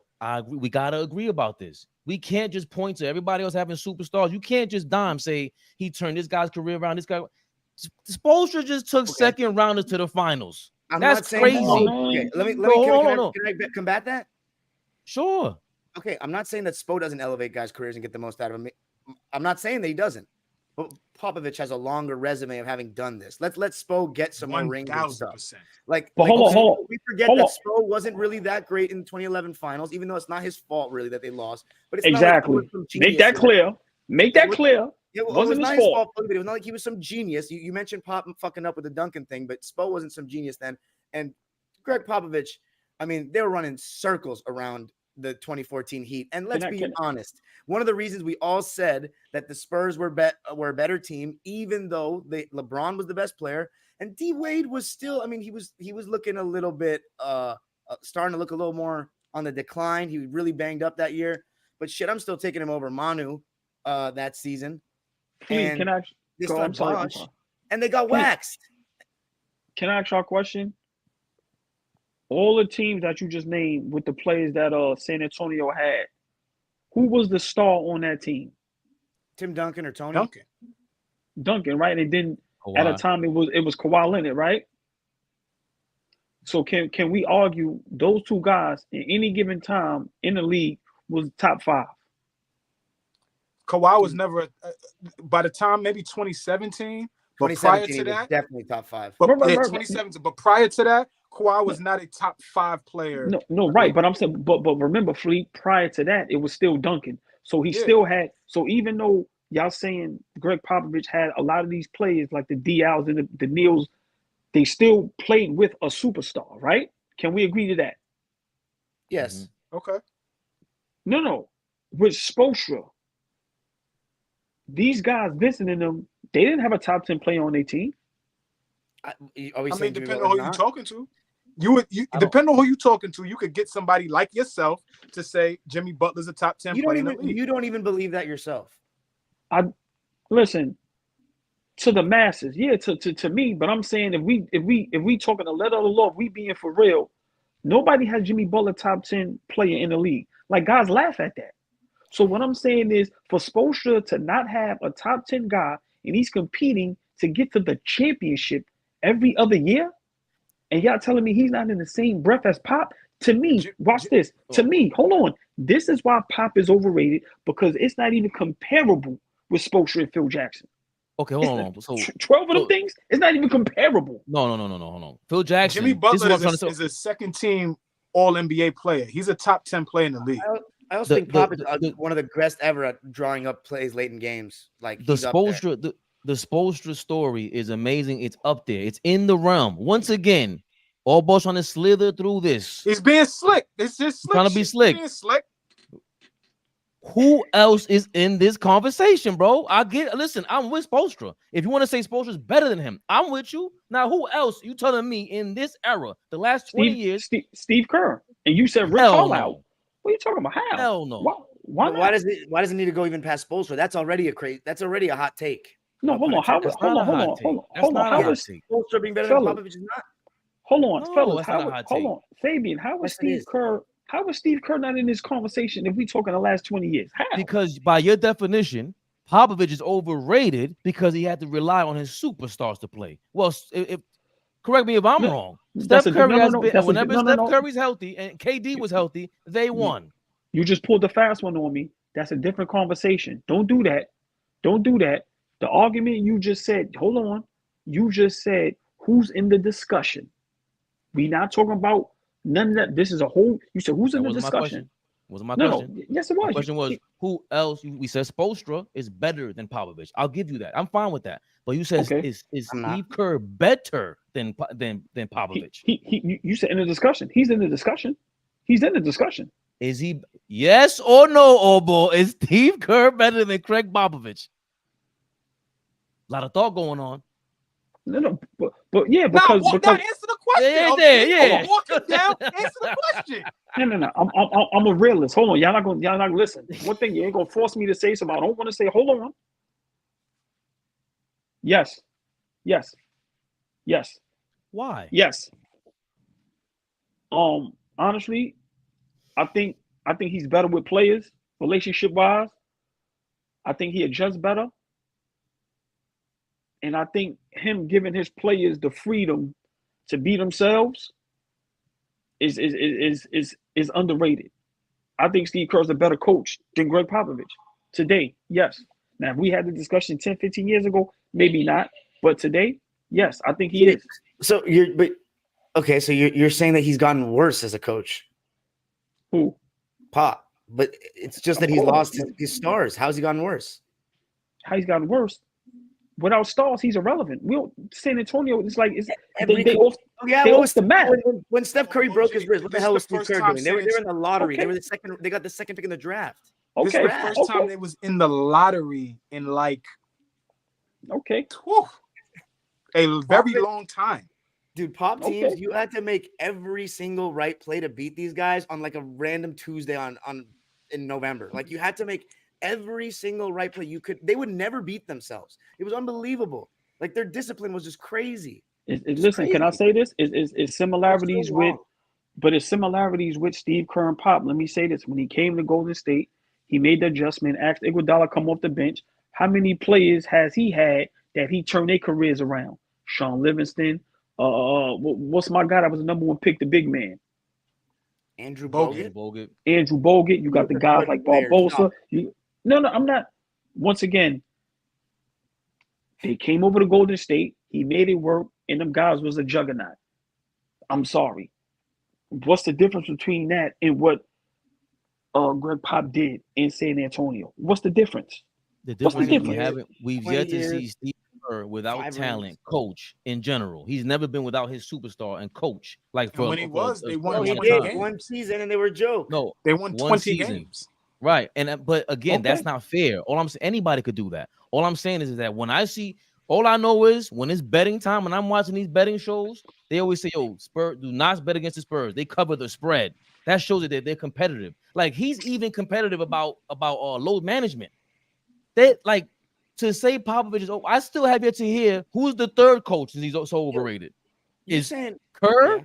Spoelstra, and who else? Carlisle. Steve And Kerr AllBall. Steve Kerr last year, everybody laughed, said they wasn't going to do it. People say Klay Thompson is nowhere near the same Klay Thompson. They have a young Jordan Poole. They have a Draymond Green that everybody said lost a step. They big man didn't pan out to what he was supposed to be, and he won a championship. So don't tell me somebody can't do it. I'm going to say it again. Everybody laughed. Klay Thompson is nobody. This is what people say. And Steve Kerr pulled it off. I'm waiting for Greg Pop to pull it off. Wait, okay, but what about in 2003 when David Robinson was over the hill and Tony Parker was still young and Tim Duncan beat And Manu was nowhere near. That's why Steven Jackson had to play over Manu because he was just better. So now got Tim Duncan. Okay, that's Steph Curry. And Timmy was an MVP that year, right? Talking about. And by the way, Steph said Andrew Wiggins playing at an all-star level. But hold on, what do you mean David Robinson was over the hill? Pull up his numbers. What y'all talking about? No, he was not good. OG don't die on that hill. He was not good in 03. Right. Pull up the numbers. Pull up the numbers. He was not good. That's not He averaged like 8 points and 8 rebounds. He was not good.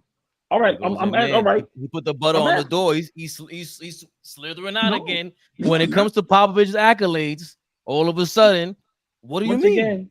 Once again, if we talking he's the greatest, if we talking he's top 2, top 3, he's overrated. He's got to be. He's David Robinson 2003 averaged 8 points, 8 rebounds. What did I say? What did I say? What did I just say? What did? Hold on. Now, what did everybody? Did I hit that on the nail? What did everybody else? What did everybody else average? Pull up everybody in the season or the playoff? In the season, right? No, whether the playoff. This time. Either one. Oh, you want to put it on the screen? Don't be scared. No, but sometimes it be so little I can't see it. But yeah, but just run zoom in. Okay, I Yo, didn't know I could do that. I didn't know I could do that. Yeah, look, we talking about one player. Let's see what everybody was averaging. zoom They in, had- Dom. Don't be scared. Okay, had- man, that shit. Go ahead. One player averaging over 20 points, and that was Tim Duncan in the regular season. Let's go to the playoffs. One player averaging over 20 points. They relied on Malik Rose. Once again, I'm asking you to name some of the guys, but they Tim average. That's all Duncan, I'm Tony asking. Parker. Right there. Tim Duncan. He I can't see can't it. see it. Tony Tim Parker's Duncan 14 points averaged per game 25 a night. Tony Parker in the averaged playoffs. 15 a night. Steven Jackson averaged 13 a night. After that, everybody is below double figures. Hold on. He was even worse. Tony Parker shot 40% from the field. Steven Jackson shot 41%. Manu Ginobili shot 39% from the field. That just shows you Malik how Rose tough it was 42%. that just shows you how tough it was to score in that era. Okay, It now shows you y'all how got, great Tim Duncan was. That now too. y'all, And Pop. thank you, and Pop. Okay, y'all got me on that one. But I said it shows how great Tim Duncan was. It wasn't that, but that was the short season, right? Nah, No, 99 no, was. No. Okay, They beat the okay. Lakers. They ended their three-peat. Come on, it's a huge Yeah, deal. they knocked the Okay. Lakers out that year. Okay. Hey man, I give him props for that. I was The wrong. only I give him props for thing that. the only thing you got going for you, all ball, is that Greg Popovich did coach one of the worst aesthetic finals in the history of the NBA. Maybe the worst since the 1960s. 2005. A great The worst finals for ever. the basketball purist. Straight Benadryl. Straight competitive basketball and Mhm. hard-nosed defense. I love Pop- that final. That was in my I was playing back like hooping at that time. That was a good I was invested. Get Pop out of here. I'm what's stick. Yeah. Let me great- ask y'all a question. Go ahead, Dom. Go ahead. No, I mean, I was gonna say when you watch the Spurs in their heyday, did you not think they were a well-coached team? But you're gonna say that when you watch the Heat and the Warriors, they look like a well-coached team. And you would be right about that. No, but what I would say is, if we talking Greg Pop, and we're saying he's top 5, then okay, I'm not gonna say he's overrated. But when people was telling me he's the greatest coach, and when people were telling me he better than Phil, and then when people was not even talking about guys like Pat Riley, yeah, I know Red Auerbach. You know, I wasn't old enough to watch that, but you got to pay homage to some of these guys. Yeah. This is what I'm saying. No, he's overrated. I'm sorry. Okay.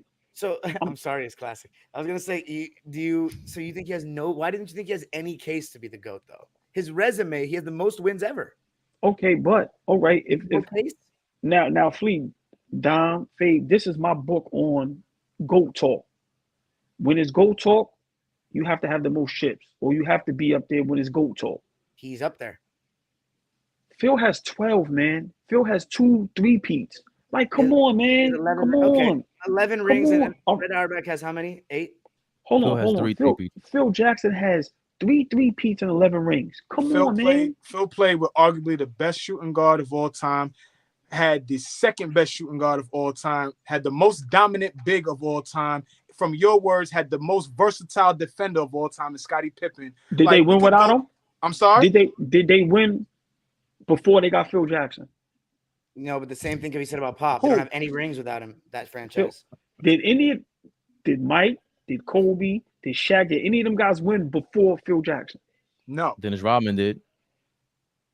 So how's that With your overrated? man Chuck Daly. I didn't say he was overrated. I didn't say he was overrated. No, some people haven't won. Hold on. I always say Phil Jackson is the most fortunate coach in NBA history. We can go back and tape. A little while Great ago, coach, you said but he's very fortunate. Pretty Fleet. factual. I'm not gonna lie. We can go back and tape. You said Phil Jackson was overrated, my brother. Wait, just I now? don't think that's it. Bro, Phil Jackson being About overrated 10 minutes to me is ago. exactly the Did I same say as he's saying that overrated? Pop is overrated. I definitely said that. I definitely Yeah, said that. I mean, I can stand, scared, Flea? on that. I think that Okay. he's the most Why is that fortunate coach laughable? of all time, and that makes him overrated. Okay. I love Pat Riley. I could sing Pat Riley's praises all day because I feel like Pat Riley had an opportunity to have a couple different styles of teams, and you got a chance to see Pat Riley's real coaching acumen when he had a Showtime Lakers that got up and down, obviously had a big, but got up and down. Then you go to the Knicks, who don't have that style. You don't got the guys that get up and down and have that fast pace, and they could defend. They defend their ass off. And then he comes and has a D Wade and has to figure out this new generation of player. How do I put this new generation of player in position to carry this team? And he did that. He said, Stan Van Gundy, get the fuck out of here. Let me take over and do my thing. And now we're going to elevate this team. I think Pat Riley is, get me to say, he's head and shoulders better than Phil Jackson. Hold on. Can we move along real quick, because all ball is attracting these. Phil Jackson drew up more plays for game-winning shots than any coach. Look, don't hate. Look, I get. You mean with Michael Jordan and Kobe Bryant on his teams? Oh, Greg Popovich would draw up game-winning plays for Patty Mills, and that shit would work. And he would sub Tony Parker out and let him agree to do it. And he wouldn't bitch at all. That's big time to me. Okay. Players, like you said, Rashad McCants, players sing Pop's praises on his ATOs. His after timeout play, all of his ATO. People are like, they go to him and say, "Yo, what are you doing after timeouts? Like, how? This is coaches, players want to know." Right. So yeah, that sounds good, Phil Jackson. But whatever. Hold on. Phil Jackson, I got number 1, right? I got Pat Riley number 2. I got to put Red Auerbach number 3. Just you have to do that. Now at number 4, we can argue Pop, Steve Kerr, Eric Spoelstra. To me, this is why I say he's overrated, because when you go like that, you ain't no GOAT. And as much as people want to say Phil Jackson's overrated, to be able to do 3 three-peats, when somebody does something that's never been done. No, 3. He got 2 with Chicago and 1 with LA. Oh, you're right. Fuck. To do 3 three-peats, almost had 4. That can never be overrated. I'm sorry. 3 three-peats, Flea? That's never. You can never overrate that. I'm sorry. I don't care what that is. Just attach. Hey, you had the opportunity. In some people's eyes, you always had. They called him. Don't forget that. Time. Not even in the league. You had top 5 guy, but all time he's always had an all-time top 5 guy on his team. Hold on. AllBall just said that Popavich relies on the superstars. Phil Jackson has 3 of anyone's top 10 players of all time on their list. Phil Jackson, besides that 1 year with Pippen, 94, and then the 95, he never coached without Shaq, Kobe, or Jordan. Hey fellas. Why would he? Y'all watch Martin, right? To fail. Hey, y'all watch Martin, right? Y'all remember the episode when he lost his job? Yep. And what he said? They called me. They called Phil. I don't know what y'all talking about on here. They called Phil. Hold on. Jordan said, "I'm not coming back unless Phil coaching." No. Put that Zach comment up, because I saw Del Harris' name somewhere. Yeah. Put that Zach comment up. What did Zach say? Big shout out. Harris had this. Del Harris had the same Lakers team. Phil shows up. Phil shows up. They win the next year. Kobe was losing with Rudy. Went with Rudy. They went and got Phil and Gasol. Rest is history. Yeah, I'm not saying true too, but I'm just saying, what did the Spurs win before Pop? Nothing. Same shit. Agree. But for me, once again, it's not the same when we talking about he's the greatest coach ever or he's the greatest of 2 or 3. To me, he's fighting for that 4th, 5th spot. And when you're fighting for that 4th, 5th spot, to me, you're overrated, because some guys is going, he's the GOAT. I don't think he's the GOAT. And then I see coaches like a Spoelstra that has way less talent and they stay competitive. This guy here, without them superstars, is irrelevant. But once again, we're going to see what he do with Wembanyama. He got his next one. Let's see. We could argue the only reason Spo was in the conversation is because he had D Wade, Braun, and Bosh. Okay. That definitely lies in the conversation. We can argue that, because if he doesn't have that. Did any of them win before him? Yeah, well, Wade won with Pat Riley. Yeah. Did LeBron win before he got Spo? Yeah, but that's he didn't. But I think that's more about Dwayne Wade than LeBron winning. Yeah, LeBron winning the championship. Those 2 championships are not attached to. Okay, Spo was they flipped should the switch be when they gave more so Spo Wade. It should be. They tried to get rid of him, and Pat said no, he's my guy. Right. That's what makes Pat Riley a G. No, but that also what makes Spoelstra one of the greatest, because he's shown without a Braun, a D Wade, a Bosh, he's still able to get to the promised land. I'm sorry. Hindsight is always 20/20. So we don't. When he's coaching that team in 2011, 12, 13, 14, they get to them 4 NBA finals. Yes, he's ascending as a coach, but I'm not about to act like he had that experience prior to him being in that position. Again, he was ascending into that position, and now we can talk about Spo and his greatness and what he's doing and how he's using the talent that he had. But at that time, good coach, capable guy, Pat Riley put him in position. But I'm not about to sit here and say he's the main cog for why they won back-to-back championships. I disagree. It shows now. That's fine. I disagree. It shows right now him being a coach, what he's done with this team in the last 4 years. It shows why they was able to make the run they made, because we seen LeBron with good teams without decent head coaches, and we seen what happened. So I disagree with that. I agree. I think Spoelstra doesn't get enough credit for that. I thought I want to say LeBron's best years is Miami when he listened to Spo, and he had to listen to him. And the overrated and Fleet, before we go to the last topic, this is an overrated thing that Fizz was a big piece over there. I ain't want to say nothing. I ain't want to bring up Fizz, but everybody champions how big Fizz was for Spo's ascension of who he is as a coach. Look at me. Was Fizz there a bigger deal to Spoelstra's coaching staff than Tex Winter was to Phil Jackson? I'm just saying. I think that's a great conversation to have. Listen, Fizdale is cool. He went over to our Knicks. Than cool. Okay, he went over to our Knicks, and what happened? As a head coach. I knew that was as a head coach. Okay, I'm just as saying. A head coach. All right. But let me. I'm listen. Let me say this. Listen. Different seats, baby. You know that shit changes when you get into that seat. Nah, listen, man.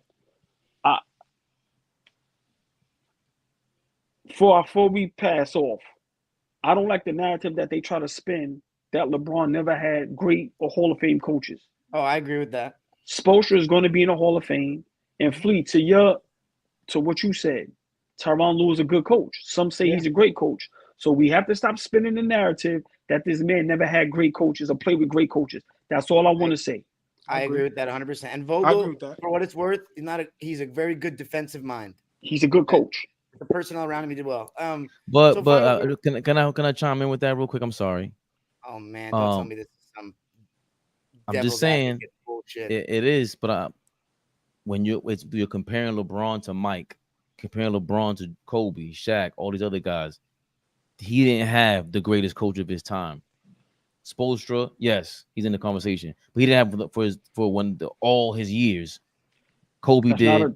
Jordan did.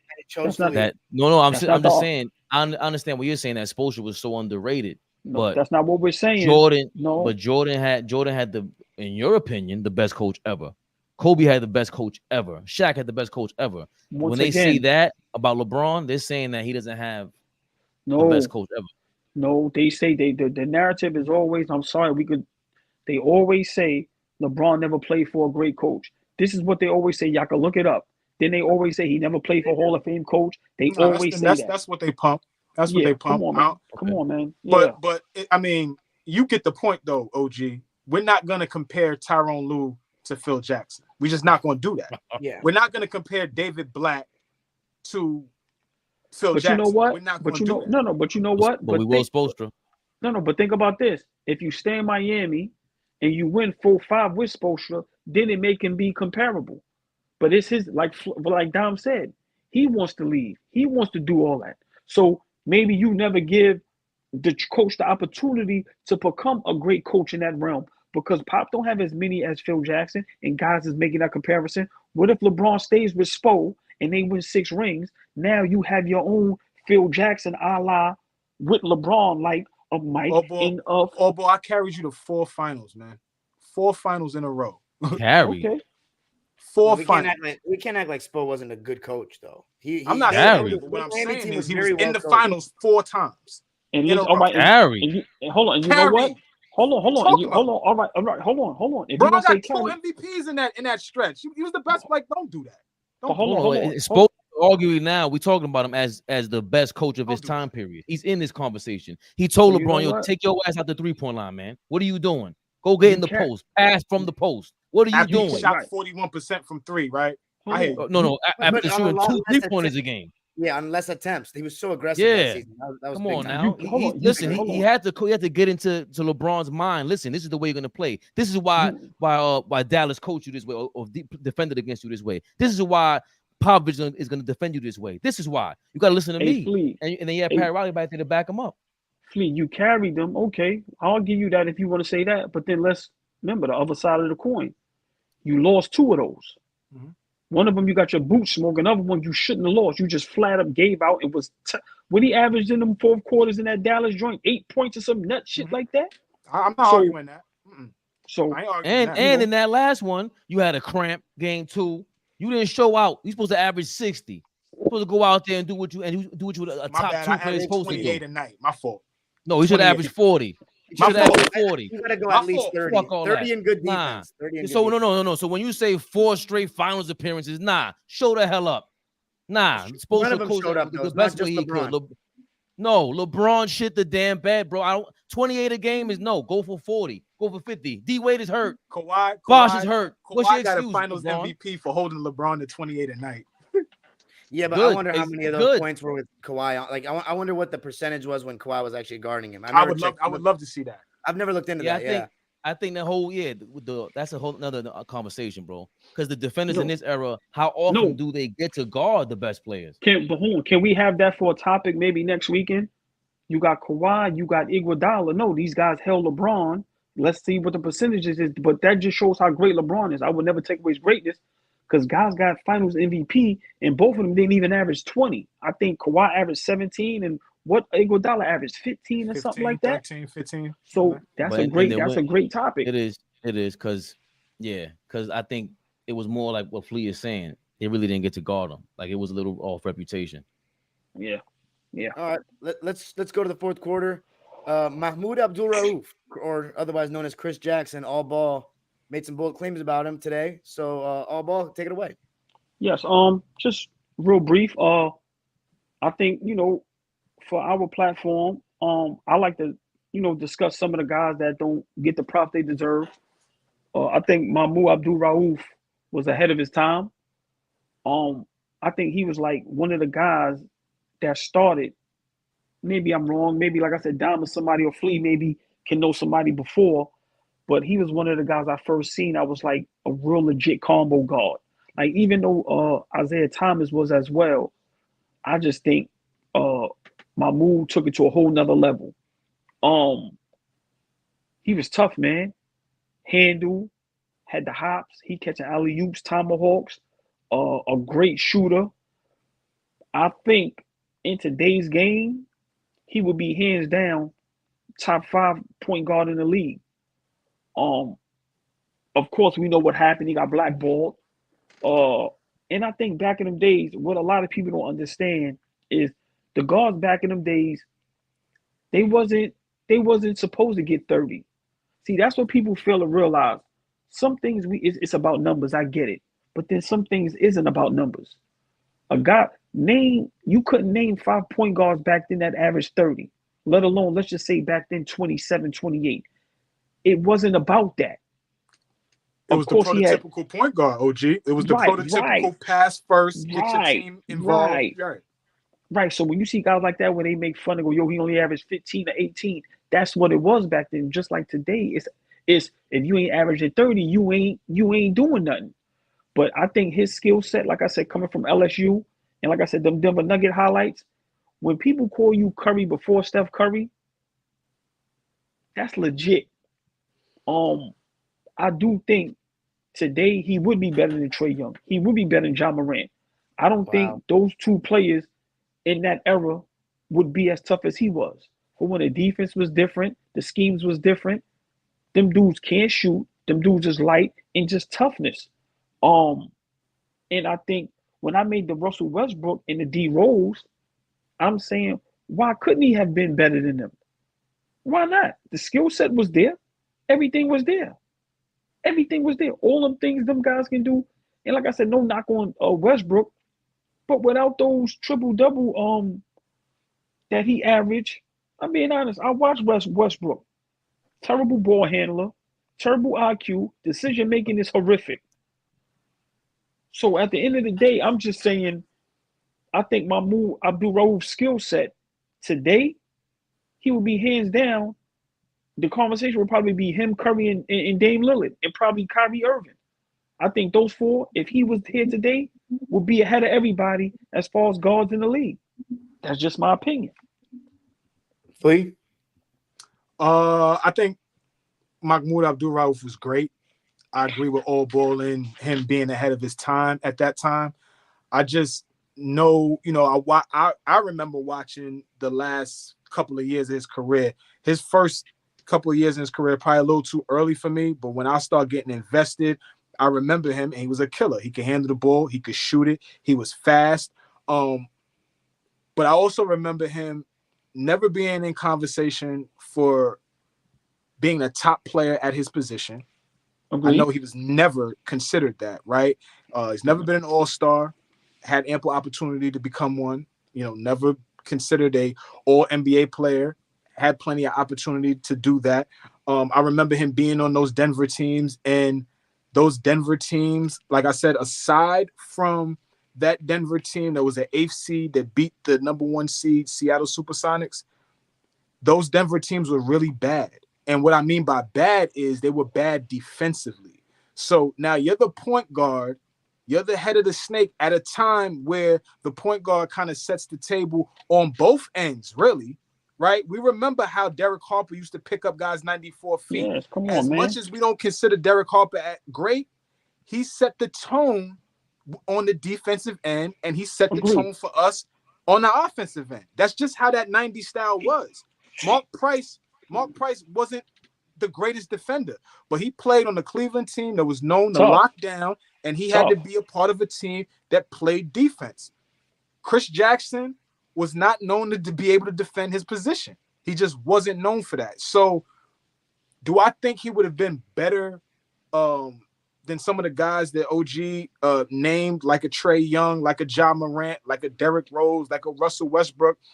I personally think AllBall is jumping out the window a little much with saying he would be better than those guys. Only because some of those guys, talking about Ja Morant, Russell Westbrook, Derrick Rose, bigger, faster, stronger. We could talk about everything else, but those 3 attributes alone put them in a different class than Chris Jackson. Could Chris shoot the shit out the ball? Absolutely. Well, I'll never say Russell Westbrook, Derrick Rose, Ja Morant, guys like that could shoot the ball on his level. But there's a guy in the league right now that's not Steph Curry that could shoot the shit out the ball. That's Trae Young. He can shoot it, right? You said he would have been better than Trae Young. That's a conversation. I don't know. But the elite of the elite guys in the league right now, Mahmoud Abul-Rauf would be right there with them if he was playing in today's game, I think. It's my turn. What you got, Sure.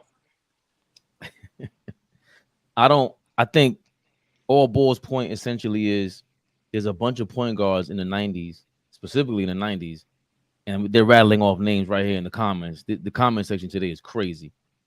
They played in the 90s. Mark Price, Kevin Johnson, a whole bunch, man. I can KJ. imagine.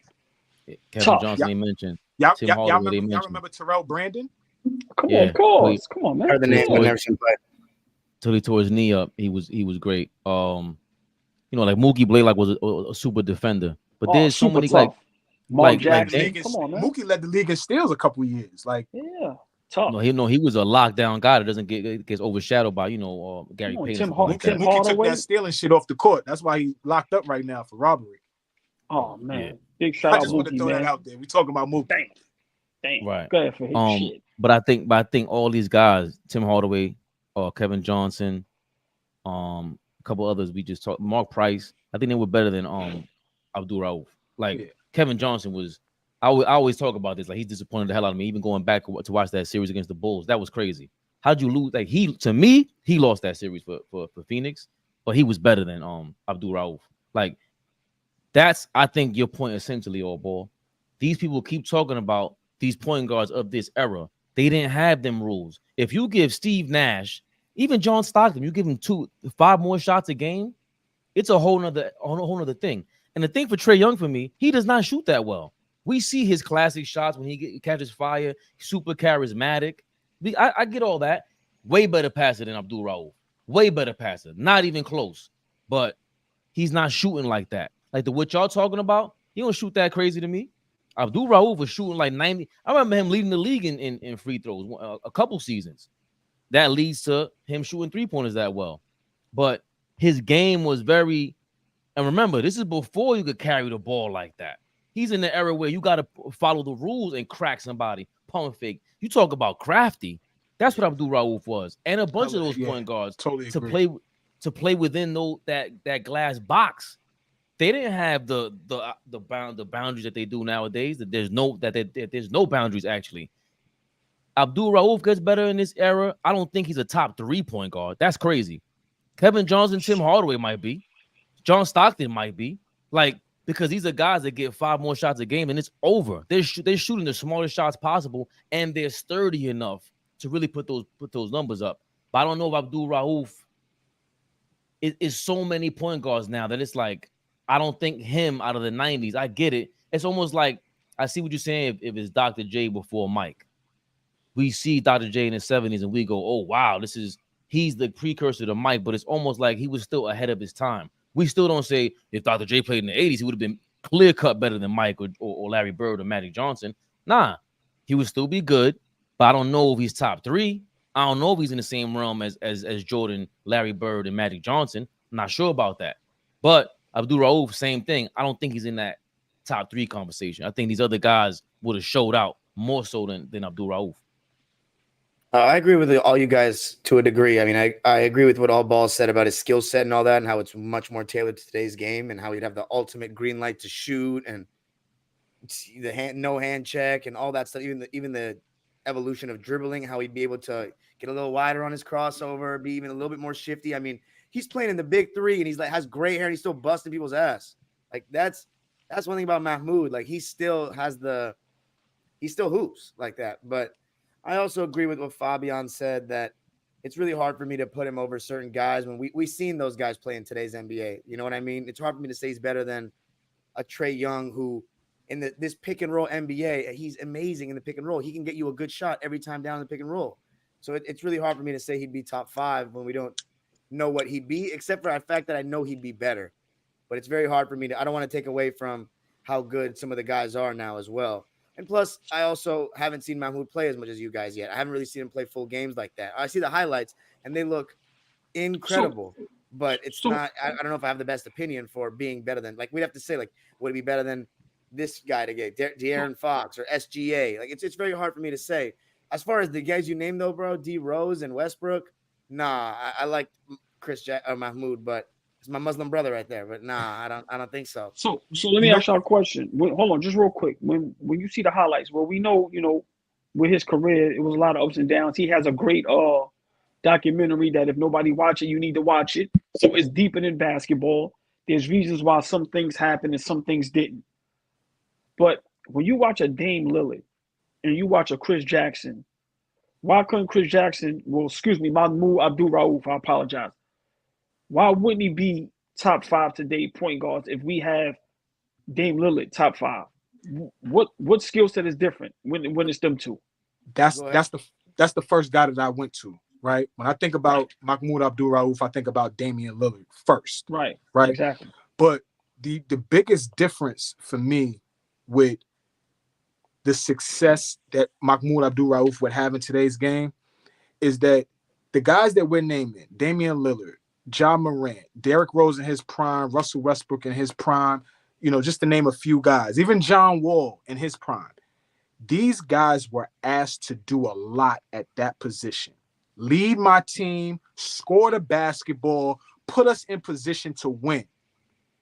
Back then, guards wasn't really asked, point guards especially, weren't asked to do as much as the point guards of today are asked to do. So I don't know if you put Mahmoud Abul-Rauf in today's NBA with who he was in the early to mid-90s, a hell of a scorer, could handle the ball, could boogie on you, but now you asking him to, translate that into winning for us. Translate that into leading for us. Translate that into efficient basketball for us. I don't know what that looks like in today's game for him. I know what it looks like today for these guys, though. So that for me, that's the biggest difference.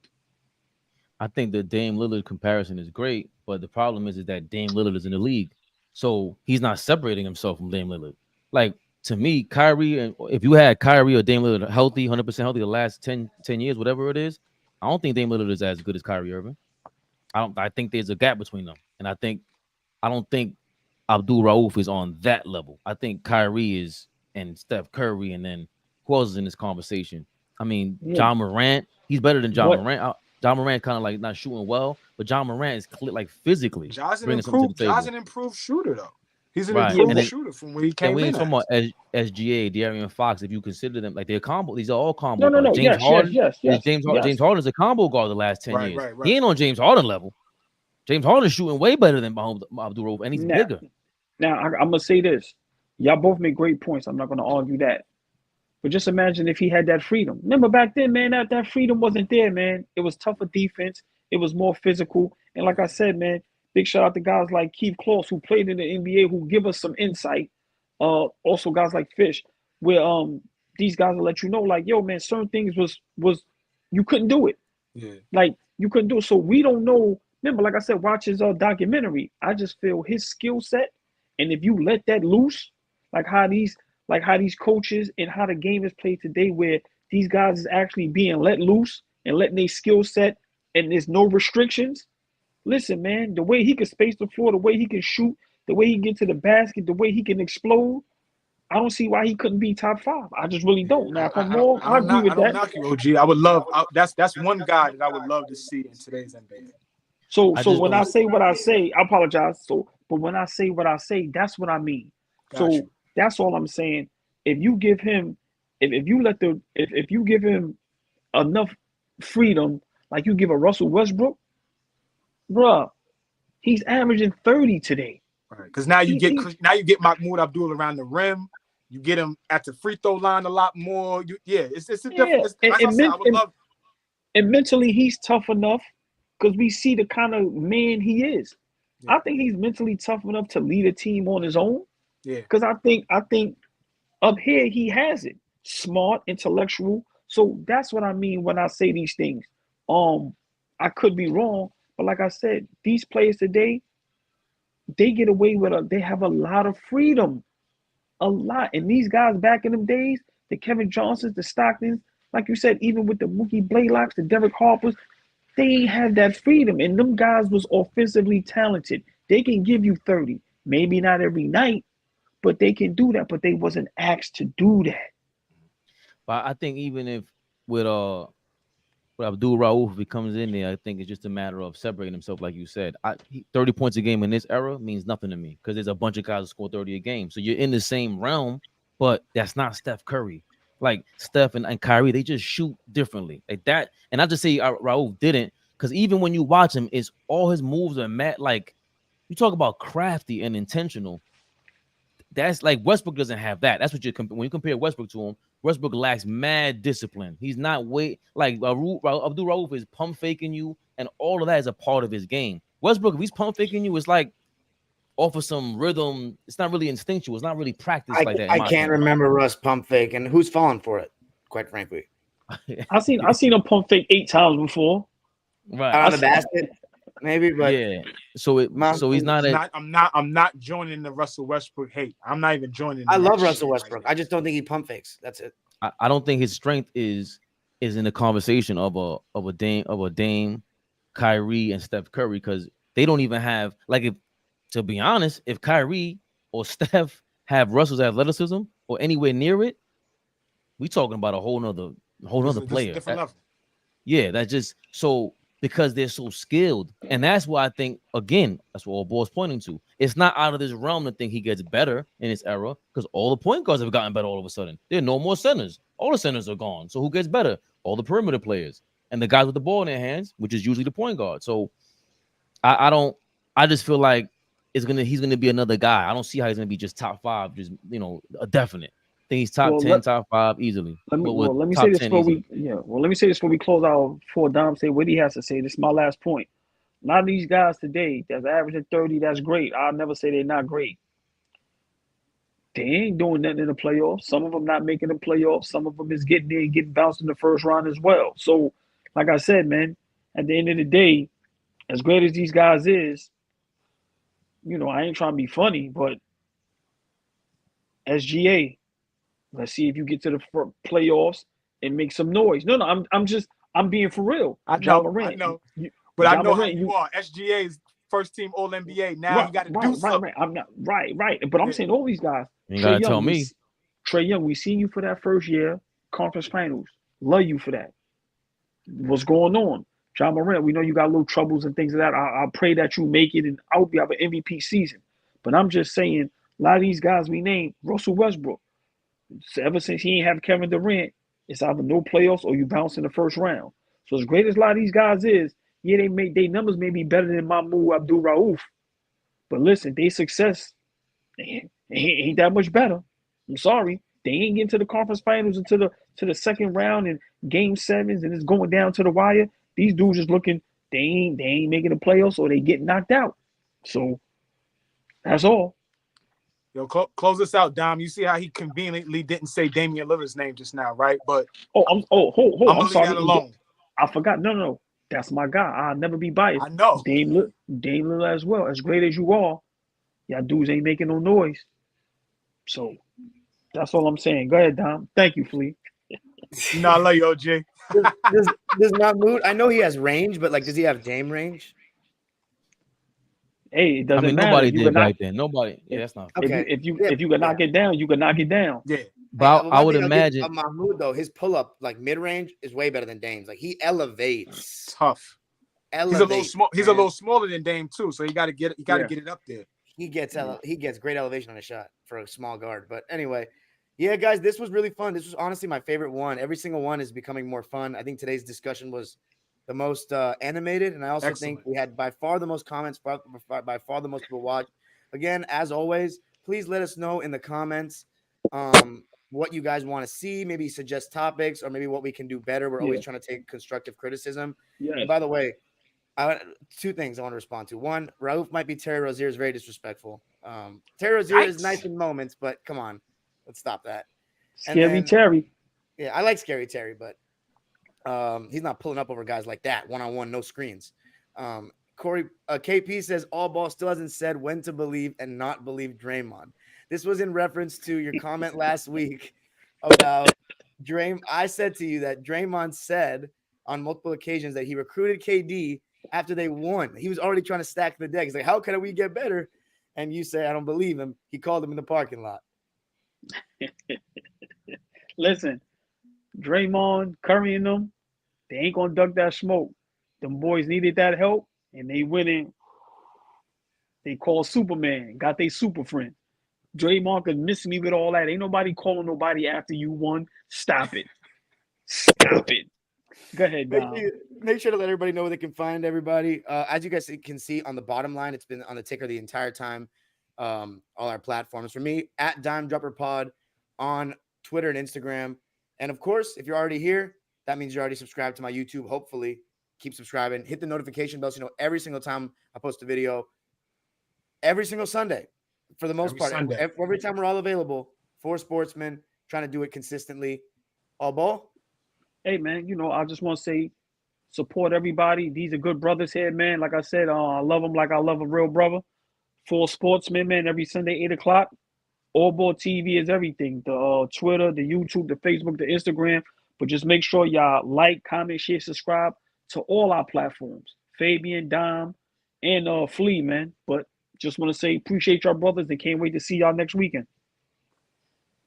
We back at it next week. That's all I got for y'all. For Sportsman, I'm out of here, y'all.